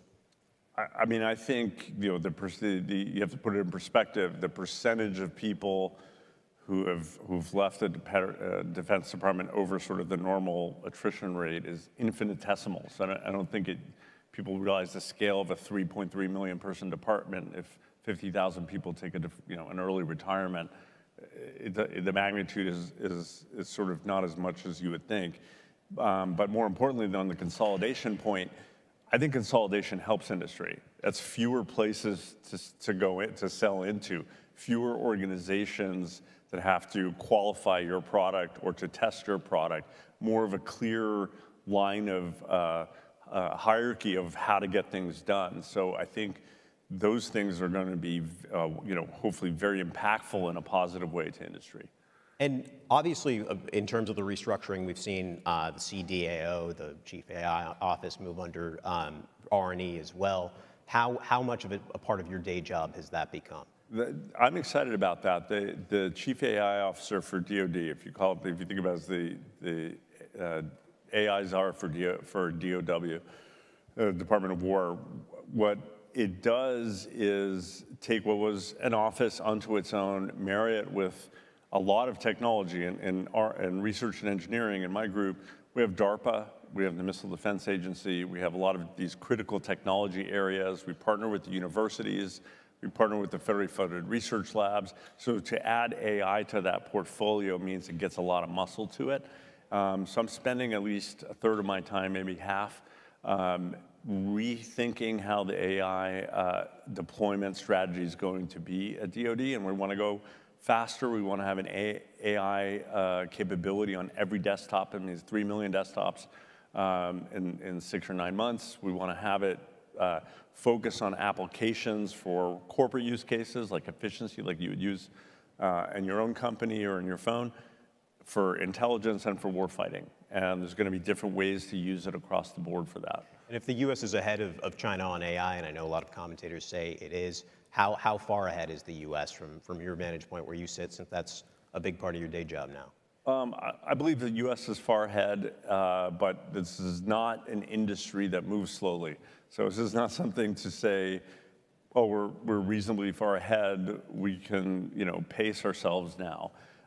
There is a intense global race for every stack of the AI, stack. Where do you have enough high-quality chips? Do you have enough data and power centers? Do you have enough researchers? Do you have enough companies that are competing? Do you have enough applications, data, you name it? So to stay competitive and stay ahead, you have to really be dominant as you can in every one of those, so that it adds up to the American industry being the dominant AI industry in the world. Ryan, wanted to turn to you with the last word. We talked about sort of the urgency in the defense industry. From your vantage point, what are sort of startups, new entrants doing to fuel that urgency? And are more companies able to get over the valley of death with these changes in the acquisition process? I think the biggest thing is that Silicon Valley and investors have shown willingness to put resources behind entrepreneurs that want to build next generation capabilities. There has been an explosion of companies jumping into the defense tech space. And so some of the stuff that those companies are doing is really remarkable. And I think that we have a Defense Department that is eager to partner with the ecosystem. Wonderful. Well, I think that about does it for our time. Appreciate you both. And we'll hopefully see you next year at this. Thank you. Cheers. Thank you. Thank you.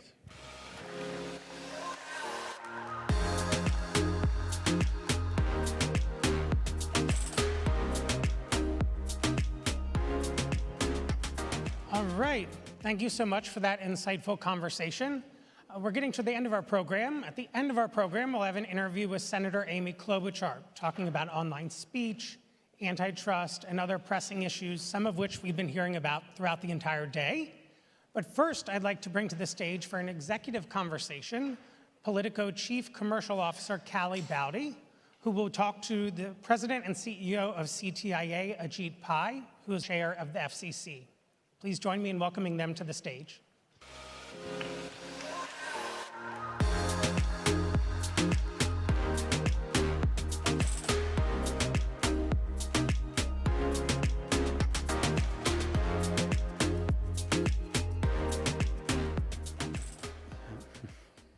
Good morning. Thank you for joining us. It's great to be here again with you for another important conversation, this time focusing on the intersection of technology policy and America's economic future.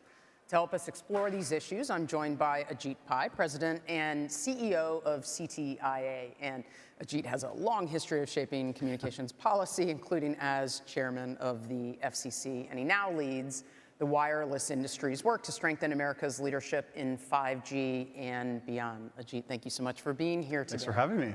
So first question, how was the 5G inside Union Station? It was a little touch and go in the green room, but our members are on it. And I'm glad to say that here, at least, I was able to pull up a few tweets about Senator Cruz's remarks, Chairman Carr's remarks earlier. So I think we're in good shape. That's fabulous. So serious question, though. Now, U.S. data usage has doubled in just the past 2 years. What are some of the main catalysts that are driving that growth? It's a great question. I think it's driven by both the consumer and the enterprise side. And on the consumer side, I think all of us have these smartphones almost surgically implanted on our arms now. We're using them for all types of different applications and services. Speaking personally, I use them for AI. I was recently in Japan, and I found myself constantly on my phone using one of my favorite AI apps for travel to figure out, okay, what's the best place to catch a train, or do you have any restaurant recommendations in Kyoto, these types of things. And writ large, that's resulted in, as you pointed out, as we found out in a recent survey, 132 trillion megabytes of data that was consumed last year, which is the third consecutive year of 35% annual growth. And so all of those applications and services on the consumer side are exploding. That's just mobility. On the fixed side, fixed wireless is one of the killer apps for 5G. It is, we found over the last 18 months, 99% of new subscribers to home broadband voted with their wallets for fixed wireless. And so they're finally getting competitive choice, getting a price point and a speed that they like, and they're spending their money on fixed wireless, and that's generating a lot of data too. And on the enterprise side as well, we're seeing more and more companies start to use AI and 5G to make their operations more efficient. In fact, just today, we're out with a new report, CTIA and the National Association of Manufacturers, showing that companies are using 5G in all kinds of innovative ways to automate workflows, use robotics, train their staff with AR and VR. So I think we're just scratching the surface here, but you're already starting to see the inflection point upwards for all of its data usage. So you mentioned wireless's role in AI. Yeah. So can you talk a little bit more about how does the future of AI hinge on this improved wireless capacity?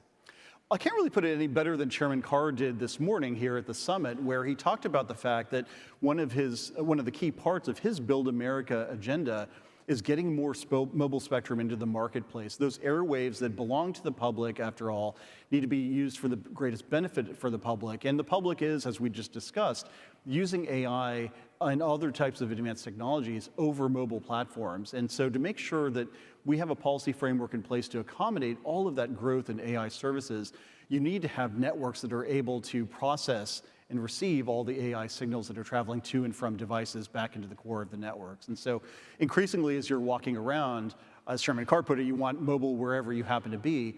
We want to make sure that the wireless industry does its part, and it has historically, to make the investments, to build the infrastructure, and to ultimately create the wireless experience that will allow AI to thrive here on our shores as opposed to other parts of the world. So if this usage trend continues, what needs to happen for the U.S. to stay ahead of the demand? I think there are some basic inputs that need to happen. There's always capital, of course, infrastructure, and spectrum. And in terms of capital, our members have put their money where their mouth is. $218 billion that have been invested since 2018, almost $30 billion just last year alone.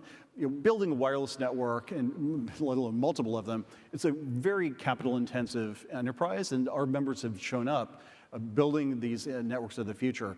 In terms of infrastructure, just making it easier to build the towers and the cell sites, the small cells, and the other guts of the network, the tangible infrastructure that you can see. And here, too, I'm really glad to see that Chairman Carr teed up, as he mentioned this morning again, a wireless infrastructure reform package that is going to dramatically speed up the time and lower the expense of building this wireless infrastructure. It's really hard to build in the United States these days, and this is something I confronted when I had his job, is that it's one thing to say, okay, let's go build a wireless network, but when you're encountering 50 different markets in terms of the 50 states, sometimes different localities, in some areas, you might not even know who owns the land that you're looking to build on. So just getting some of those basic permitting and approval processes streamlined is going to make a big difference in terms of infrastructure. And the last one, of course, spectrum, which we've mentioned. That is the vital lifeblood of these wireless networks. And we'd reached a bit of a hinge point in recent years. The FCC's auction authority had lapsed. The FCC wasn't holding any new spectrum auctions anymore.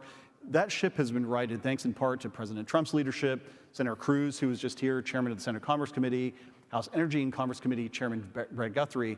In the reconciliation bill, a critical component of that was putting in place an 800 megahertz target for mid-band spectrum, which is going to be absolutely critical in propelling wireless innovation in the future. So capital, infrastructure, and investment and spectrum are important, and I'm glad to say that on each of those vectors, we're on the move.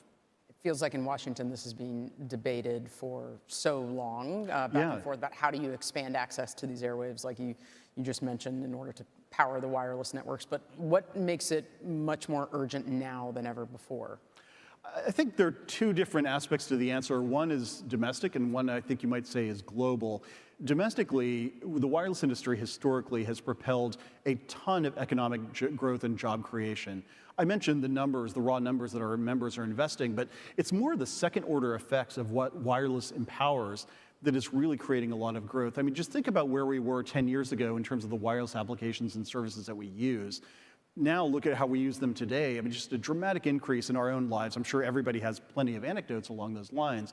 That creates a lot of growth, and there are a lot of jobs that are being created as well. And so I think that's one of the critical things that we're looking to do well into the future. And again, on the enterprise side as well, I think there's a lot of change that's happening to manufacturing, to different businesses. And here, I'm just really excited to see where wireless innovation takes us. Again, we're just scratching the surface.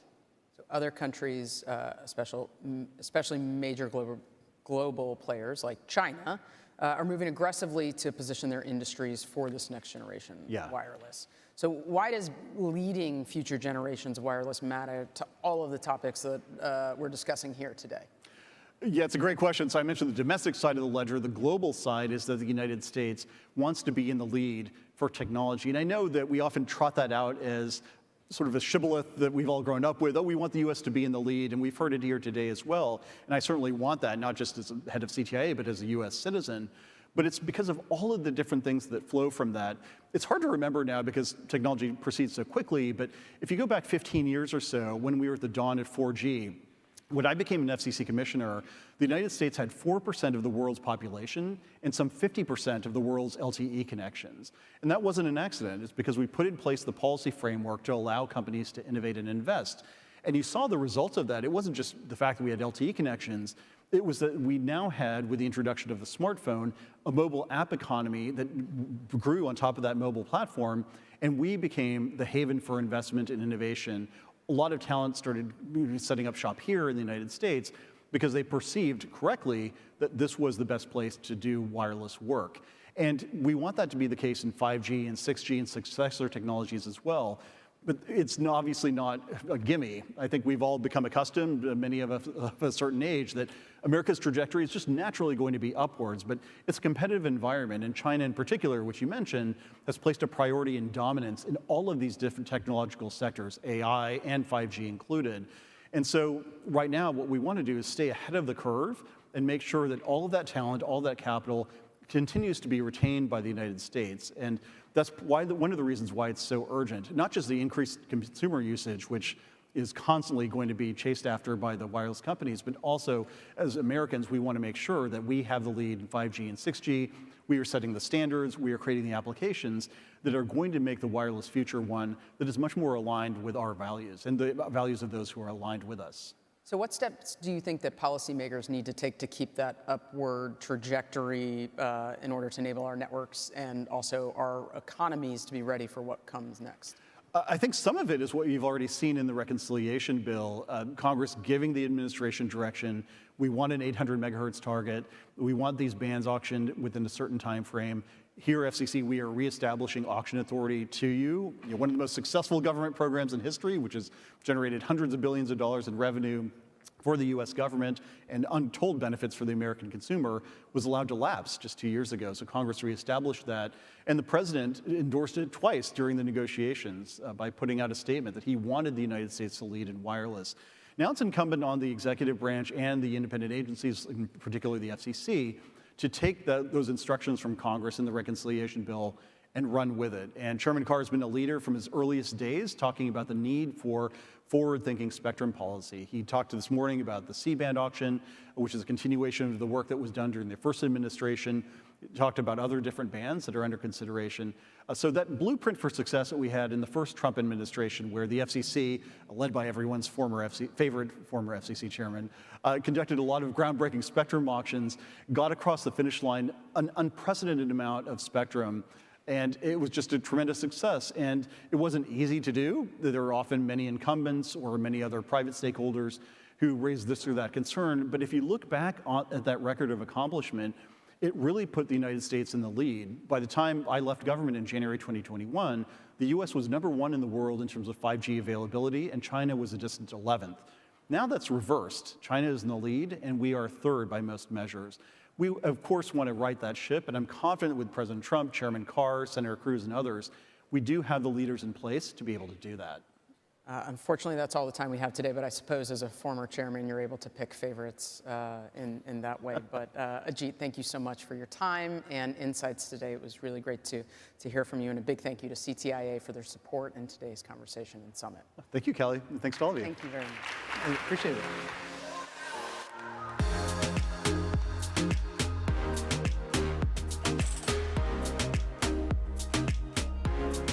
All right. Thank you so much. If you're enjoying these conversations today, you can follow more of Politico's tech coverage by subscribing to our newsletters, Politico Tech and Digital Future Daily. You should also, and this is selfish, all subscribe to my podcast, Politico Tech, which you can find on Apple, Spotify, or your preferred podcast player. For our final editorial conversation of the day, I'm delighted to bring to the stage Politico technology reporter Brendan Bordelon, who will lead a conversation, with Senator Amy Klobuchar, chair of the Democratic Steering and Policy Committee. Please join me in welcoming them to the stage.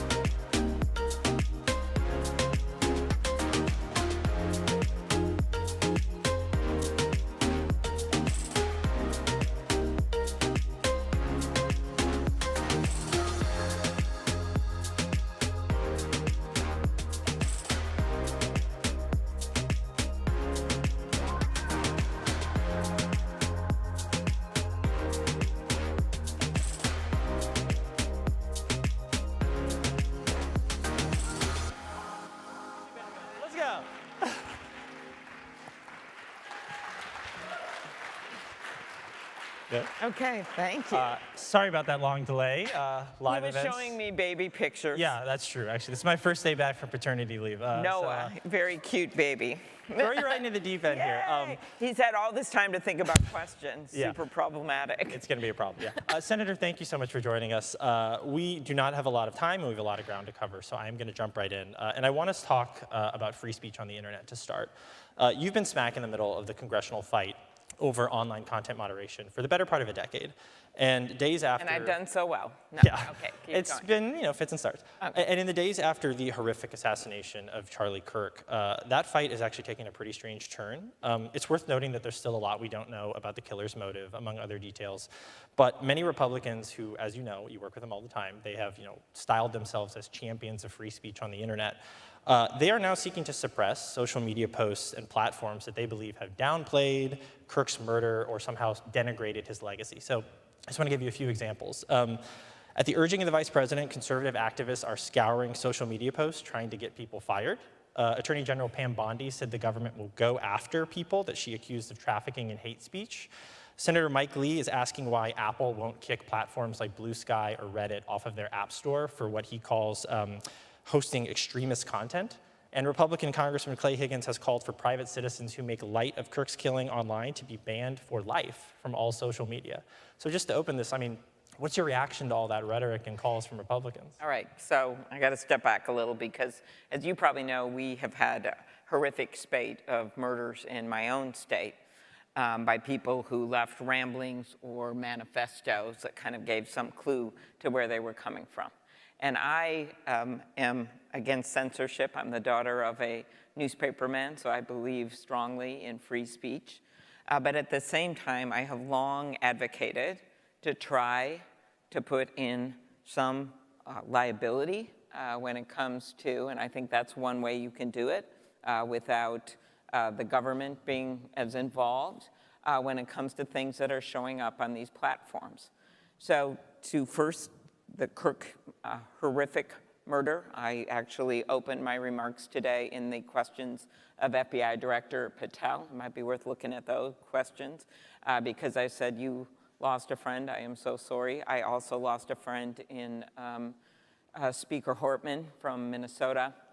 And one of the things that's a hallmark of some of these shootings is when we find out extreme views. And it can be, in fact, the shooter in the Annunciation Church in Minnesota, while those were not politicians who were victims, the manifesto was very political. And the FBI actually said that this shooter was an all-purpose hater. Hated Muslims, hated Jews, hated blacks, hated Hispanics, hated the president. In the Bolter case, the murder in Minneapolis, in the Minnesota area, of Melissa Hortman, that person had a long list of targeted Democratic lawmakers. And I pointed out today to Director Patel that a Cato Institute report that came out just this week noted that it's like 6-to-1 for people from the right involved in some of these murders than left. And then I said, but you know what? I really don't care about that. What I care about is we actually get something done. So to answer your question, without engaging in censorship and certainly not targeting groups on the left or on the right, what we can do is put in place, number one, some gun laws. And while the assault weapon ban would not have made a difference in the Kirk killing, it certainly would have in the church killings and in Uvalde and in Buffalo. And even if you went to one proposal that was out there that Senator Manchin supported of putting the assault weapons purchase age to 21, those two shooters in Buffalo and Uvalde were 18. They waited till they turned 18 to buy assault weapons. So if you put an assault weapon ban at that age, it would make it. Second thing, social media. Yeah. On that front, I know that's what we're here for, but I do think people need to see the bigger picture when you look at solutions. And that is repealing Section 230. I've always been there for quite a while, not forever. I was hoping for other solutions, and they've just eluded us. So that is one way. I know you had Senator Cruz on earlier. He and I passed the Take It Down Act with the First Lady's support and with the President's signature, which basically says that this AI-created or real non-consensual porn, regardless of age, has to go down in 48 hours. And that there can be liability against the perpetrators of it. Yeah, and I'm gonna get to Section 230. But my answer to you is I'm not for censorship, but I do think that more has to be done online because when you look at the through line, I don't care if they're coming from the left or the right, they either are trying to perform for postings in social media, they are indicating what they're going to do on some kind of platform, or they are getting ideas of what to do, like the person who bludgeoned Speaker Pelosi's husband to death. Okay, so not to death, but to be severe injured. Yeah, so this isn't a moment where you see sort of a political realignment that's possible, because I'm looking at this, and look, again, I don't have to tell you, for at least since 2017, the sort of dynamic has been Republicans tell the platforms, look, you're taking down too much content. Democrats say hateful, divisive, disinformation, all sorts of different content that we find is contributing to a toxic environment, needs to be taken off the internet. Republicans say, no, free speech, let 1,000 flowers bloom. Now it seems like the Republicans at least are backing off from that in a pretty big way. And it's not just Kirk. I think that's been supercharged with his, again, tragic assassination. I think really since the start of the Trump administration, you've seen an increasing level of censorship and attempted censorship over things like criticism of the Israeli government, content of diversity, related to diversity, equity, or inclusion. And it kind of, to me, there's a political lane here where Democrats could sort of take up that free speech mantle. At the same time, your side has been, as I said, fretting about toxic spaces online long before Republicans were. I think there's evidence emerging that Kirk's killer was, for lack of a better term, probably internet poisoned. And so these toxic spaces, maybe there is a government role there, but there is this potential, I think, to track a new course as Democrats. So how are you thinking about that? I've been on a new course for a while, in that I think that we should be working across the aisle. I said this to Director Patel in a very public sort of radioactive hearing, that I used the moment to tell the stories of those little kids, one of whose funeral I went to on Sunday, the memorial in Minnesota, where these parents are looking for solutions. Their kids were killed through bullets that went through stained glass windows. And they know they're very focused on the guns, and they asked me to work on it. But I also know from the work I've done as a former prosecutor, on violence, on fentanyl and drugs, on porn, and some of the things we're seeing online, that there is a better way here, and that these companies that are the biggest companies the world has ever seen seem to resist any kind of rules put in place because that's how they were when they got started in a garage. And right now, the fact that you have liability for a snowmobile manufacturer out of Minnesota, or you have liability if a washing machine blows up, and you do not have liability when fentanyl is sold on a platform any clear way, and they use Section 230 as a protection, I think is a problem. And it's a problem for our democracy when we have AI created, and that's one of your subjects, AI created videos, like what just happened to me. I wrote a piece about it in the New York Times, in which it looks so damn real. You're sitting there, you've got your actual staff behind you, your words are now, your mouth is moving with the words, and a bunch of people think it's real, even though that was clearly done, sort of a Sydney Sweeney theme on jeans, didn't really hurt me. But what you're gonna see as we get closer and closer to the election, you're gonna see more of that. And all I would suggest on that front, because this is our very democracy, is that you've gotta have some rules in place. In my case, TikTok took it down, Meta put a thing that it's AI altered, and X wouldn't do anything.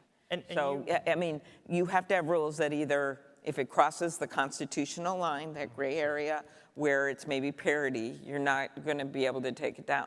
But you can have a rule, a federal law that says then it should be, say, digitally altered. That will give voters, that will give people an understanding that it's not really the candidate they love or the candidate they hate. Then for other stuff that are deep fakes, you should be able to take them down. And I believe the Constitution would allow that, and we can require that they be taken down. That's a bill that Senator Hawley and I have with regard to elections. So while you're talking about a new path, there has been a group of us ranging from Blackburn, Cruz, Hawley, Grassley, Durbin, Blumenthal, the list goes on. I'm not gonna, depending on what the bill is, that have been willing to kind of, we'll say, jump the shark, work with each other across the aisle, and jump the aisle and say, we can't just do nothing. AI is going to give us great stuff. It is. I believe that, home of the Mayo Clinic in Minnesota. But if we don't put the guardrails in place, it's going to greatly hurt those advancements and greatly hurt my constituents. So you feel, and whether it's AI regulation, social media regulation, reform for Section 230, you feel like there's a group of you on both sides of the aisle that have been working in good faith to kind of balance the concern for toxic content and misleading content online. And I should mention Lindsey Graham as well, who asked Patel about it today. So to balance all that with free speech, with First Amendment protections, right? And so I want to make sure I understand that. That's kind of what you're saying. We know that, yeah. Now there's this new group coming in, I think largely driven by the president and by many of his advisors, that do seem to be taking a different approach. This week they're using the left argument, but I believe in the past it's been both sides. And I gave you the stats from the Cato Institute, and I'm not gonna. Are you worried it's going in a different direction? And of course I am. I don't think I said this at this hearing today. I think if you want to get this done, that's not how you proceed. Okay, if you want to get this done and be honest with people, you have to step back and look at the shootings as a whole and what kinds of violence and what kinds of lives have been ruined outside of shootings because of what's appearing online, and then you've got to come up solutions. No phones in the schools. I think that's a good thing. And I want to touch on. Sorry, Senator. I want to touch on what your work so far, things that have been signed into law, things that are being worked on. How this could contribute potentially to some of the concerns we're seeing. And I want to zero in on Take It Down, which you mentioned earlier. Senator Cruz was here earlier. You worked with him on this legislation targeting non-consensual intimate imagery, including deepfake pornography. That has to be removed. In a joint address to Congress before Take It Down became law, President Trump said he wanted to, quote, use that bill for himself. He claimed that nobody gets treated worse online than he does. I think particularly in the context of a broader campaign against speech that the administration finds objectionable. I mean, what do you think he meant by that, with your bill specifically? I wish I understood everything Donald Trump meant. But I know what that bill does, and that bill is specifically about pornography, non-consensual pornography, and it simply says that it has to be taken down off the platforms in 48 hours. Why did we do this bill?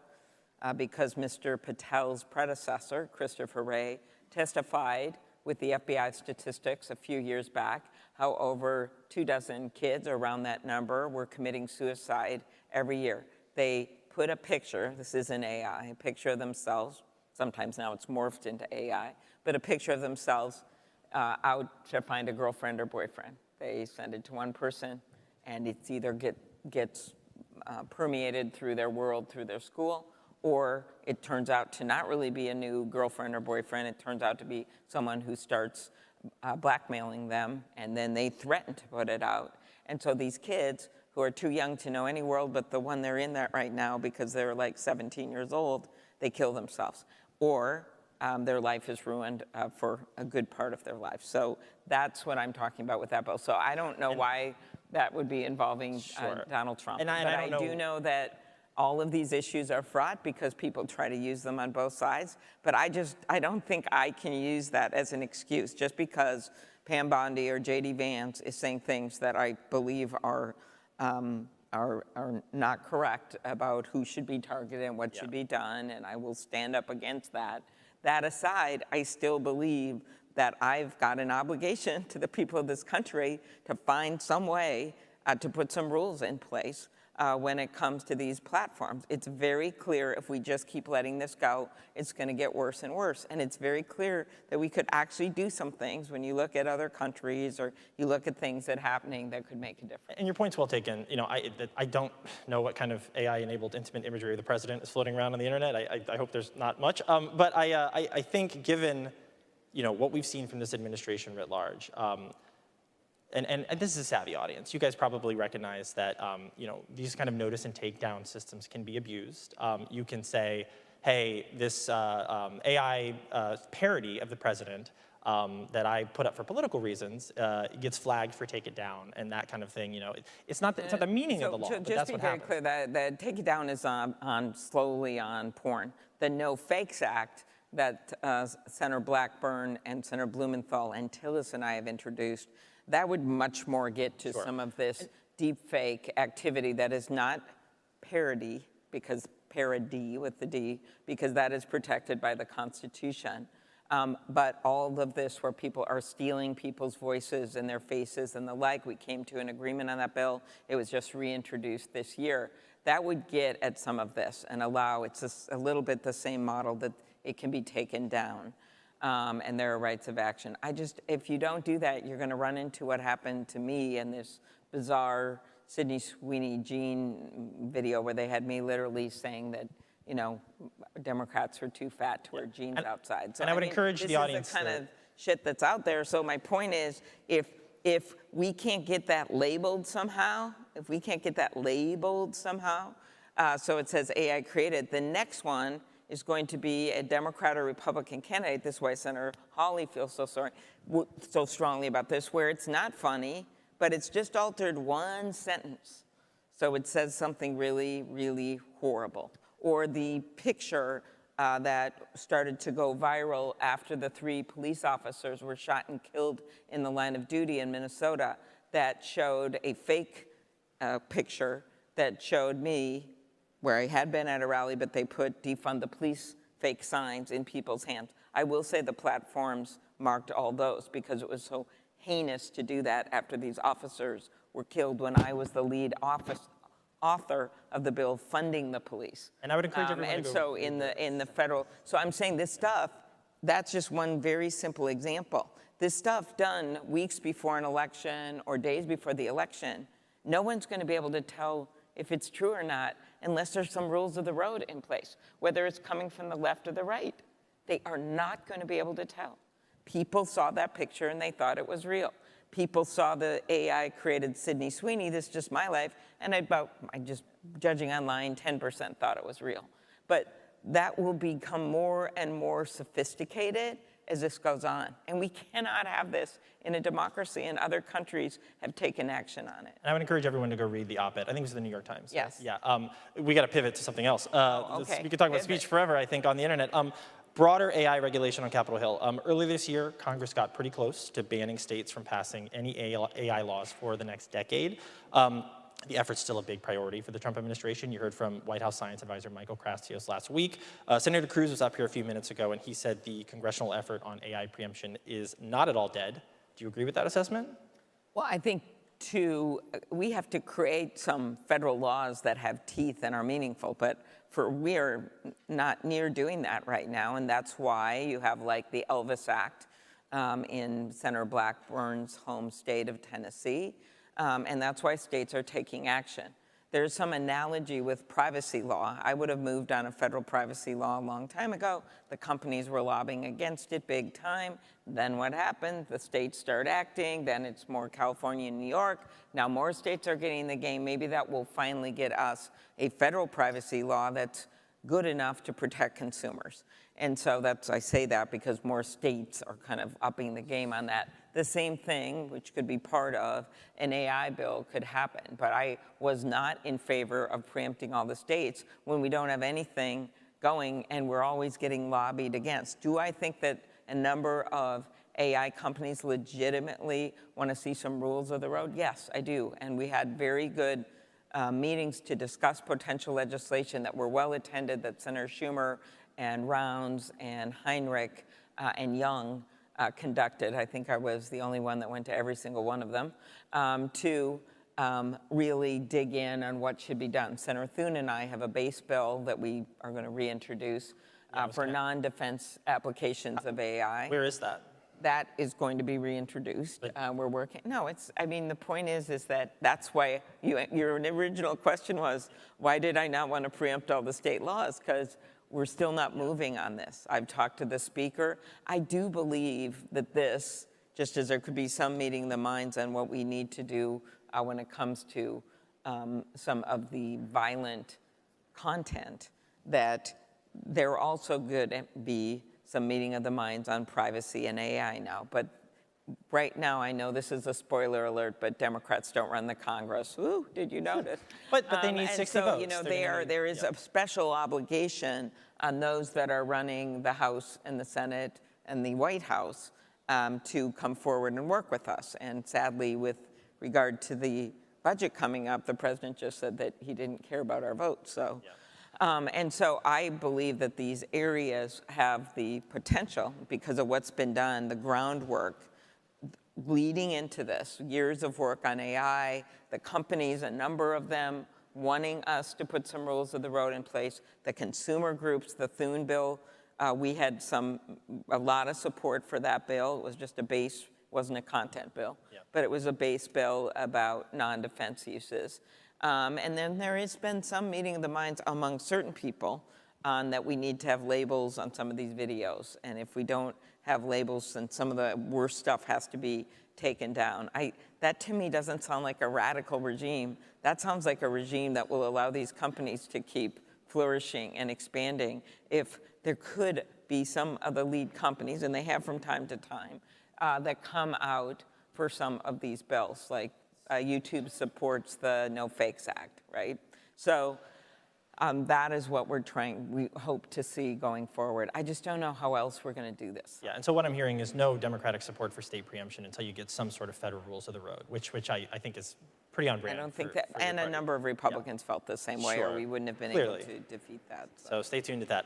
We're running out of time, but I do want to ask one more question on antitrust. Okay. Antitrust was promised, so we're going to get there. I wrote the book called Antitrust. She did. It literally was called. It was on the New York Times bestseller for 2 weeks, and it got kicked out by like Oprah.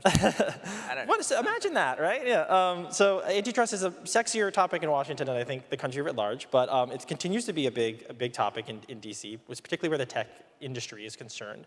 You've spent years urging aggressive enforcement against giants like Google and Meta. We're starting to see the end game of some of those efforts play out in federal court, and frankly, I'm not sure that those rulings are going your way.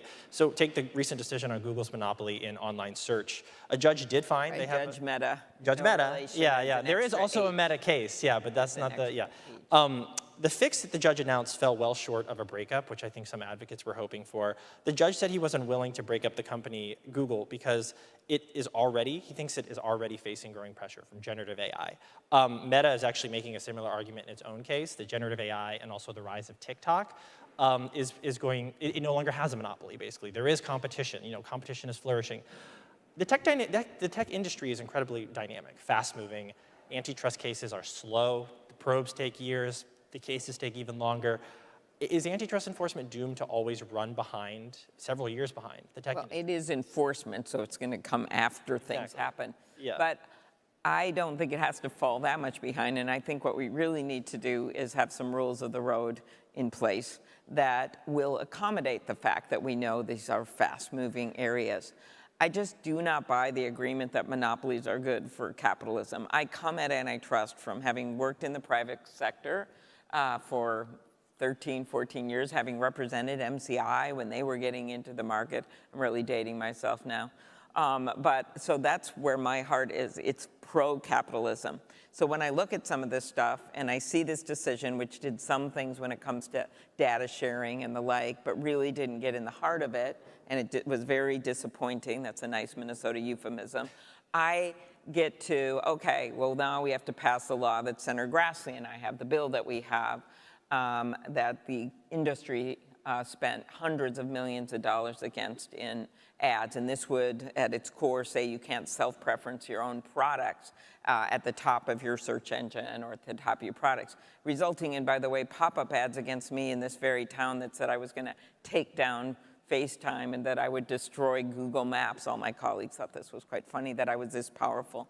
But I really believe if you're going to, with that, especially that court decision and the bipartisan support, and this is how the AT&T breakup happened, that was good for long distance rates, that worked fine for AT&T, the reason that we have the antitrust laws, they've always been bipartisan when they've worked best over Democrat, Republican administration, is so we can have capitalism. And you go way back to what Adam Smith said, where he talked about beware the standing army of monopolies. You always have to have some pushback in a capitalist system if you believe in small business and you believe in things moving. So to me, if this is what the court cases are going to be, I'm not surprised with all the decisions we've gotten over the last decades out of the Supreme Court, then we need to pass some bills so that we can make sure there's this balance in terms of allowing new businesses to get in and be the next Google or the next Facebook, and not have gigantic monopolies dominating these areas. Okay, and we'll have to, that's a long-running legislative fight. To get rid of these companies, that is to simply make sure that we have competition and consumers are protected. Yeah, and we'll see where that fight goes. It obviously sort of reached a peak a few years ago, but it is a bipartisan effort, so we're gonna have to just truck away at that, I guess. You guys and your colleagues. We are over time, but I want to thank Senator Klobuchar for her time chatting with us today. It was great to be on. Thank you. Thanks, everyone.